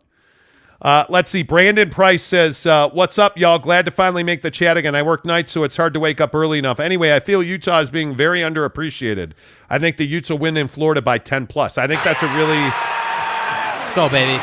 That's a really good possibility. Hey, by the way, before you go into work, go to Papa Murphy's. Monty25. Promo code. Let's go. Football 50. Ken Williams says, Jake, go buy Monty some green glasses. Yeah. I had them. Look, he's not wrong about how good Notre Dame is, but I just think that Notre Dame, and maybe this is a Brian Kelly thing. I don't know. And hopefully it was, and hopefully they've moved on from it. This propensity to lose the big game is killing me, man. Like, I would love nothing more than to Monday us jump on the show, because we are doing shows from Hawaii. Yes, we are delivering for you. Monday, I want to jump on the show and be like, yes, Ohio State loses at the shoe. Suck it. I don't know that that's going to happen. Ohio State loses at the shoe. Suck it. Okay. Richard McDonald leaves us a $10 tip. I never send these, LOL, but just want to support the show in a small way. One question. How the hell is Oregon State favored over Blast State? It does seem like, you know what, Richard? That's a really good point. I was looking at, because we do locks every Friday, but we're going to be in Hawaii tomorrow. So we're traveling. We're off tomorrow, don't forget. So we're doing locks today. I was looking at the Oregon State game. I was like, what? It's disrespectful, bro. We'll see. I think there's a lot of questions, and now I want to see where the line is on that. Donnie, please. Let's see. Let me go over here. Let me change my wallpaper to Notre Dame. Yeah. Let's see. So Boise, in my opinion, Boise and Oregon State are in very similar reputational positions. Except for they have blue turf, and they don't. Yeah, idiots. I wonder, and again, this is just me, I wonder how many people believe that you can go to Boise and easily win. I wonder how many people believe that Boise is still a force to be reckoned with, because they're good, they're not great. Right. But it seems like that's every year. But when I look at where these lines are on some of these games, I'm just like, dude, what are you looking at? Like, what are you? Dude! I think this game, Boise State, Oregon State, I just don't understand it. Boise State has the Beavers, and I want to say it. If this game was in Boise, I think we'd be having a different discussion. But I think it's at home. Reser Stadium has become a better home field advantage. But I think you got to take Boise to win that game. Yeah, I think it's tough. But see, this is where the week one factor comes in too. I mean, we talked about it with BYU. We've talked about it with Utah. Obviously just did Notre Dame. Like, the week one thing I think is, it's tough, and head coaches out there will be like, well, you shouldn't be making judgments until like week 5 because you don't know anything about the team. But what I'm telling you is that, Boise is good enough to win this game, obviously. And I just think that when you're playing that level of college football, I think the home field stuff matters more. Like when I look at, Utah, Florida, the home field thing doesn't matter as much. I mean, obviously it's a factor, but I'm not going to sit here and say Utah's going to lose the game because they're on the road. Whereas like with Boise, I'm like, hey, that's a big deal that you're on the road week 1. Yeah, but I mean, and I get it. Boise's replacing a ton of talent. Well, didn't they just make an investment in infrastructure too, or they rolled out a plan? They did, but they announced new, funding and everything. But their defensive line is going to be able to stop the run. Yeah. I don't have any doubt about that. Their secondary is very good. Yeah. As long as Hank Bachmeier's your quarterback, I mean, I would think that Boise's going to go there and win. I mean, Oregon State's defense was garbage. Good Lord, my friends. Yeah. I just think that if Oregon State's going to win this game, it's got to be in the high 30s for both of them. Yeah. It's got to be like 38-35, 37-34. Like, it's got to be – I mean, you're going to have a shootout because I don't think Oregon State's defense got better. I don't know. It could just be me. Yeah. But who knows? Let's see. Tom Basile says, Monty, you read names like you graduated from Notre Dame. What are you talking about? What do you mean? Explain. Let's see. Riley O'Brien says, LMAO with the Kawhi laugh is elite. It is elite. It's absolutely elite. There's no doubt. I don't know what you mean by that, Tom. Greg Hawkins says, sup, y'all. Let's see. Blood of the Panta says, miss most of the episode, but I'll catch back up with everyone. Good morning. Good morning to you. Appreciate you, bro. Hooterville, Texas says, Boise came within a hair of beating Oklahoma State last year, and I believe they should have but a bad call. Oh, yeah. They should have won that game. But shoulda, coulda, woulda. Shoulda, coulda, woulda, candies and nuts. Cousin, it is, just is what it is. You know what I mean? Yeah. Let's see. Boise beat Okie Light last year. Renee Roca also says the Ags will continue to pay Jimbo millions for 4th and 5th place in the West. Yeah. Yep. Well, if you're Jimbo Fisher, why would you get into a battle with Nick Saban? This is Coach Saban. Like, what are you thinking? You're an idiot. That's like what you're thinking. I still don't understand that. But Boise didn't win last year against Okie State. No, they did not. I think Boise wins that game. Yeah. That was one of the games when, again, not to be redundant, but when we were picking locks last night, I was like, wow, really? Yeah. Do people just have no respect for Boise at all? I'm going to say this again. And I think what happens is people look at like graduation rates and who left and they look at it and they say, "Oh, it's Boise. We're not interested." I mean, that's literally what I think happens. Like, hey, it's a small market team. Like, I don't disagree with that. But there's a lot that goes on in teams like Boise. I think it's great conversation, no doubt. Yeah, I don't disagree with that at all. John Jackson says 7.24K subs. Nice. Yes. Yeah, we're growing. And by the way, we're at 7,400 now. No, is that what he said? No, we can't be at 70. He said 72. Say? Oh, he said 72. 72.40. Okay. I have no idea what we're at right now. Yeah. I don't track it that closely. 72.57. Nah. Yeah, can you get it right, John Jackson, please? Jesus. It's not like you don't have analytics or anything. Why are you selling me short, bro? Yeah. Bro. Yes. Let's see. Tanner Plummer. So far, this episode has been much better. However, I understand that everyone wants to talk about Don, and I respect that. That's right, T. Guy, when is it ever going to be good enough, Tanner? Tanner, my guy, what's going on, man? Are you just bored, or what's been happening in your sports life? I mean, can we talk about that a little bit? Like, Tanner, we're going to make an announcement. Tricky T. I don't know, probably in less than a month, on a huge change to this show. When we do that, one day you have to come in and host an hour of this MONTY, show. the Monty Show. The Tanner Show. The Monty Show. The Tanner Show. The Monty Show. One day, Tanner, you are going to have to come in, and I just want to understand the anger and the vitriol. I don't have much to say. Tanner yesterday was, when he was texting, stop talking about that. Like, how did your phone survive the level? Make you feel responsible. Yeah, the level of force running through your thumbs as you texted on this show. Is this the dagger?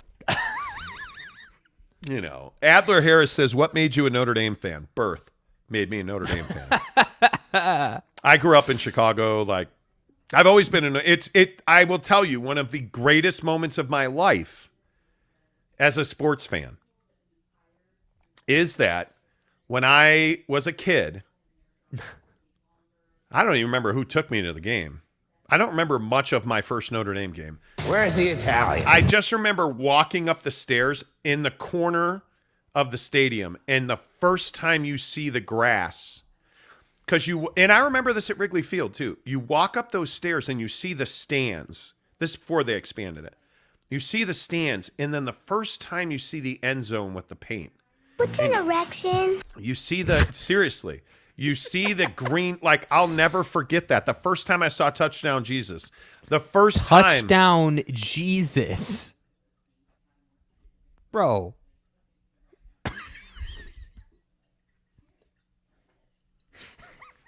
Hey, Tanner, I think we're going to need you for Monday, buddy. Are you serious right now? Feathered about this situation. Are you serious right now? Why are you trying to hurt my soul? He allegedly said what he said. No, it's not even allegedly, Johnny Sack. It's not. Like, why are you saying such hurtful things to I'm me? willing to die for a good cause. I am. Like, why are you saying such hurtful things to me? Dude. Okay, so wait, where were we? So, okay, you see touchdown Jesus, right? Right. And I immediately knew I'd murder my child for saying such hurtful things. I just want to understand. Look, I as the saying goes on the show, right? I mean, look, with all due respect, like, come on, it's Notre Dame. Like, I don't want to be disappointed. That's what I'm talking about. Why would you be disappointed? Because they always lose the big game. So you lose the allure of seeing the paint on the field. And all due respect. It's touchdown Jesus, Jake. Who the fuck is that guy? Like, he's wearing a helmet. Who the fuck are you? Golden helmet on. Apparently. It's touchdown Jesus, man. Yeah, apparently, man. Bro, you changed your profile picture of that on Twitter and everyone thought you got hacked. Everybody thought I got hacked. People got really upset when I changed. Like, you got hacked. And I changed like the header image and stuff, and people are like, oh, God, here we go. Why? I'm allowed to be a Notre Dame fan. No. For crying out loud. I don't think so. I'm a Cubs fan. Twitter's they been going suck. crazy. I'm a Cubs fan. I'm a Bears fan. I'm a Notre Dame fan. I'm a Blackhawk fan. Can I just suffer in silence over here without jerky boy? Like, oh, go Ohio State, Bucks forever. Can I just enjoy my life for one Saturday? Yes, dude. Man, I cannot wait for those Buckeyes to kick the crap out of the Irish. Holy cow. We're going to drink pina coladas and chew on fresh pineapple watching Ohio State trounce Notre Dame. Dude. Fighting Irish my ass. Can I just, one day, one day. This is all I need. Man. But yet you can see there's not much hope for you left. I get the spawn of Urban over here. Oh, go Bucks. Hey, Pervin Meyer, you know what I mean? You love that. Yeah, because he is. Why? Mansa Musa says Monty A&M near Bama last year, FYI. I don't know what that means. Yeah, I'm not really sure what that means, bro. I don't know what that means. I'm not sure. Mansa Musa says, just you, Monty. Okay. MONTY, the Monty Show. Okay, that's fine. That's fine. That's cool. Tanner said, like I said before, I'm burned out on all the Don talk. You've said this for 2 days in a row. Tricky T. Man. Let's see. Ken Williams says, Rudy Monty, LOL. Exactly. Jake Dis, TD Jesus, cold, Boyd Lake says, yeah. You're cold-blooded. I know. Tanner's about to become the new host of the show. Yeah, I know. Utah and Boise State will never get a fair shake until the path to the playoff is the same for everyone. Totally agree. Alabama and Ohio State win 3 hard games a year, and the rest are cupcake games. So I don't know about that. I think they look like cupcake games because they kick the living hell out of those teams. I mean, I don't think we should be sitting here saying that their schedule somehow is cupcake games. Like every college football team has the Idaho States or the nobody states that they play, and I just think that Nobody Technical Institute of Technology. Come on, what was that? What was that? We got a joke on the show yesterday about damn, I can't remember what it was about that school, and someone labeled it a certain thing. It was hilarious. I just can't remember. Darn it. Okay, like progressive school or something. You remember that? No. Here's Alabama's schedule. Good. Yeah, good. Saturday, they play Utah State. Then next Saturday, they play Texas. That's a cupcake game. Then they play Louisiana Monroe. Louisiana. It's going to be a scrimmage. Then they play Vandy. Then they play Arkansas. Then they play Texas A&M, Tennessee, Mississippi State, LSU, Mississippi Ole Miss, Austin Peay on November 19th, and then Auburn. So they've got, 3 cupcake games on that schedule? I don't know, is Utah State a cupcake game? This is Coach Saban. Yeah, probably. So 4. Yeah. But Vandy, 5. But you can't tell me that Texas, Arkansas, A&M, Tennessee, Mississippi State, LSU, Ole Miss. Well, it's the SEC. I mean, Auburn. they're good teams, bro. I mean, you're in one of the most difficult conferences in the country. Now, Ohio State, I don't know what I haven't looked at Ohio State's schedule. Ohio State's schedule. Let's see. Ohio State's schedule looks like Buckeyes this right and Ryan here. Day. Ohio State, they play Notre Dame. Then, well, I mean, that's a cupcake game, obviously. It's not. It's not. God. Dude! Arkansas State, Toledo. Okay. Number 18, Wisconsin. Rutgers. Michigan State. Iowa. Penn State. Northwestern. Indiana, who, by the way, Indiana's resurging again. Yeah. Maryland and Michigan to end the season. Yeah, to me, that's a pretty light schedule. Okay, how many easy games? Arkansas State, Toledo. Easy. Wisconsin's not an easy game. Rutgers. You should win that game. 3. Yeah. Michigan State, no. Iowa, no. Penn State, no. Northwestern, no. Indiana. No, come on, with Northwestern. Come on, that's a game Ohio State should win, dude. Come on. It's not should they win it. It's is it a cupcake? It's not. I'll give you Toledo, Arkansas State, Rutgers, 3 right there. Maybe Indiana. Okay, 4. Yeah. Maryland, no. Michigan, no. I mean, they're playing. Okay, 4 easy games. But I think sometimes we just check the box of, it's a gimme, or it's not a gimme. You know, I think sometimes we forget that they actually still have to go out, recruit this talent, develop this talent. I mean, the secret of Nick Saban's success here on the Monty Show, presented by the Advocates, get to UtahAdvocates.com. I think the secret is that you have a guy in Nick Saban that just has a system that works. This is Coach Saban. It's what separates him from, and I don't even want to say Jimbo Fisher's name, but it's why Jimbo Fisher's not Nick Saban. But is Jimbo Fisher Brian Kelly? Brian Kelly's probably had more success than Jimbo. Brian's at LSU now. You're into the fire. Does Brian Kelly's Notre Dame system put LSU into the playoff every year almost like it did at Notre Dame? I don't know. But I can tell you this, as a Notre Dame fan, Brian Kelly wasn't nearly enough. Brian Kelly's a guy who's had trouble meeting expectations. Y'all feel me? You know, I don't know. Yeah, dude. Hullabilly says, beats being a Northwestern fan by a mile. Yes, it does. I would agree with that. I would agree. Caleb Allamore says, look, the bad Boise call was just karma for the bad call against Central Michigan in 2016. Yowzer. Okay. Jackson Graham, good morning to you, X. He says, why would the Big 12 be falling apart?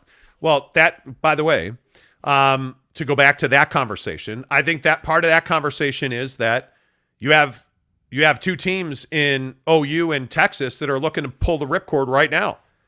They want to leave to the SEC, and I thought one of the commenters, one of our listeners earlier, made a really good point. That's a leverage point for ESPN, in my opinion. Yeah. I agree with that. I'm stealing that take. Yeah. But I think, when you compare what's going on with the TV rights between the Pac-12 and the Big 12, the question is Oklahoma and Texas leaving, is that foundational for the Big 12? Of course it is. Yeah. But does that mean they're crumbling or falling apart? By some estimations, it does. Not mine. Yeah. I think the Big 12 is perfectly positioned. Tanner says, wait, is Urban Meyer Jake's real dad? See, now we're talking. With all due respect. Tanner, careful. Richard McDonald says, why do some people come here just to hate? Makes no sense. I'm not sure. I am not sure. How is that karma? Boise State had nothing to do with the Central Michigan call. That's not how karma works. Okay. Listen. If you're losing on a call, we don't need to get into all that. Why? Come on. It's better than talking about Notre Dame. You got to fuck one, marry one, kill one. Go. Anyway, San Diego State Aztecs 21. San Diego -6 versus Arizona on Saturday. I got to go Arizona to win that game. No, that's a lie. San Diego State's going to win that game by 10. The question is, Fish has done a nice job building that Arizona football program, but I just think they're not talented. Yeah, they're not talented. San Diego State has these first 2 games are huge because then you come to Salt Lake City in mid-September on Saturday, October 17th, or September 17th, excuse me. Same day we'll be at Barbecue Pit Stop in Lehigh doing the BYU Notre Dame. God, good frick. BYU Oregon watch party, giving away a trip to see BYU Notre Dame. Yeah. But then, I mean, it really should be this game against Arizona. That could make you a 1-loss San Diego State team. Because you look at San Diego State's schedule, it's pretty cake. I mean, what is your toughest game after Utah? I know you're not going to Hawaii. Hawaii's coming to you. Right. Right. San Jose State shouldn't be. UNLV, hell no. Probably that trip to New Mexico and then home for Air Force. Probably should be a 1-loss San Diego State team this year. Yeah. Because you're not beating Utah at Utah. That's not going to happen, in my opinion. Giggity said, if Tanner gets to host the show for an hour, you better buckle up for RSL talk. Dude. Well, Tanner and Mrs. Monty are doing a podcast at some point. Why don't you illuminate me? And Mrs. Monty is not amused by that. Marlon Shaw, have a great time in Hawaii. Awesome experience with my young kids. Made them watch Tora before going after visiting Arizona Memorial was memorable. They got the reference of the site. Yeah, I think that's one of the most powerful things I've ever seen is the Pearl Harbor site. Really powerful. So interesting. Real quick, I want to, speaking of Marlon Shaw, because then we do need to get to getting on. We are going to Hawaii. We will be off tomorrow. If the Donovan Mitchell trade breaks tomorrow, c'est la vie. If it doesn't break tomorrow, we should be able to be live when it breaks. We will be doing shows in Hawaii next week. So we will be here. Absolutely. We'll have Monster Monday reacting to all the football from over the weekend, the BYU and the Utah wins. There are a couple of days while we're in Hawaii where we won't have shows in the morning because we're doing some things like snorkeling and hiking but we will have, we will do as many shows as we can. I said procreating. On the regular schedule. Procreating. And by the way, the show is going to be later because of the time difference. So yeah, we're not getting up at 2 a.m. to do a show at 6:30 Mountain. Yes. So you're probably going to be seeing us like midday-ish while we're in Hawaii because of the time difference. So keep that in mind as well. Riley O'Brien says, Jake, please give us a Kawhi laugh. Oh, you need the Kawhi laugh. Okay. MH5 says, is Jake Urban's wingman at the club or is it the other way around? Who's got more game? That's cute. I remember when I had my first beer. Who's got more? You have zero girl game. Zero. That's why I have a girlfriend, you know? Yeah, because you got one on the hook. One, marry one, you got to kill bring one. that. Go. You got to bring that fish in when you get it on the hook because you only. Okay. Let's see. Marlon Shaw says, I really want to pick some ACC teams and think they will break up soon. Yeah. Pick up some ACC teams? I don't know about that. I think the ACC is fine. I think the ACC is we'll see. Probably a different show. Because this show's over. Thanks to our friends at the Utah Advocates.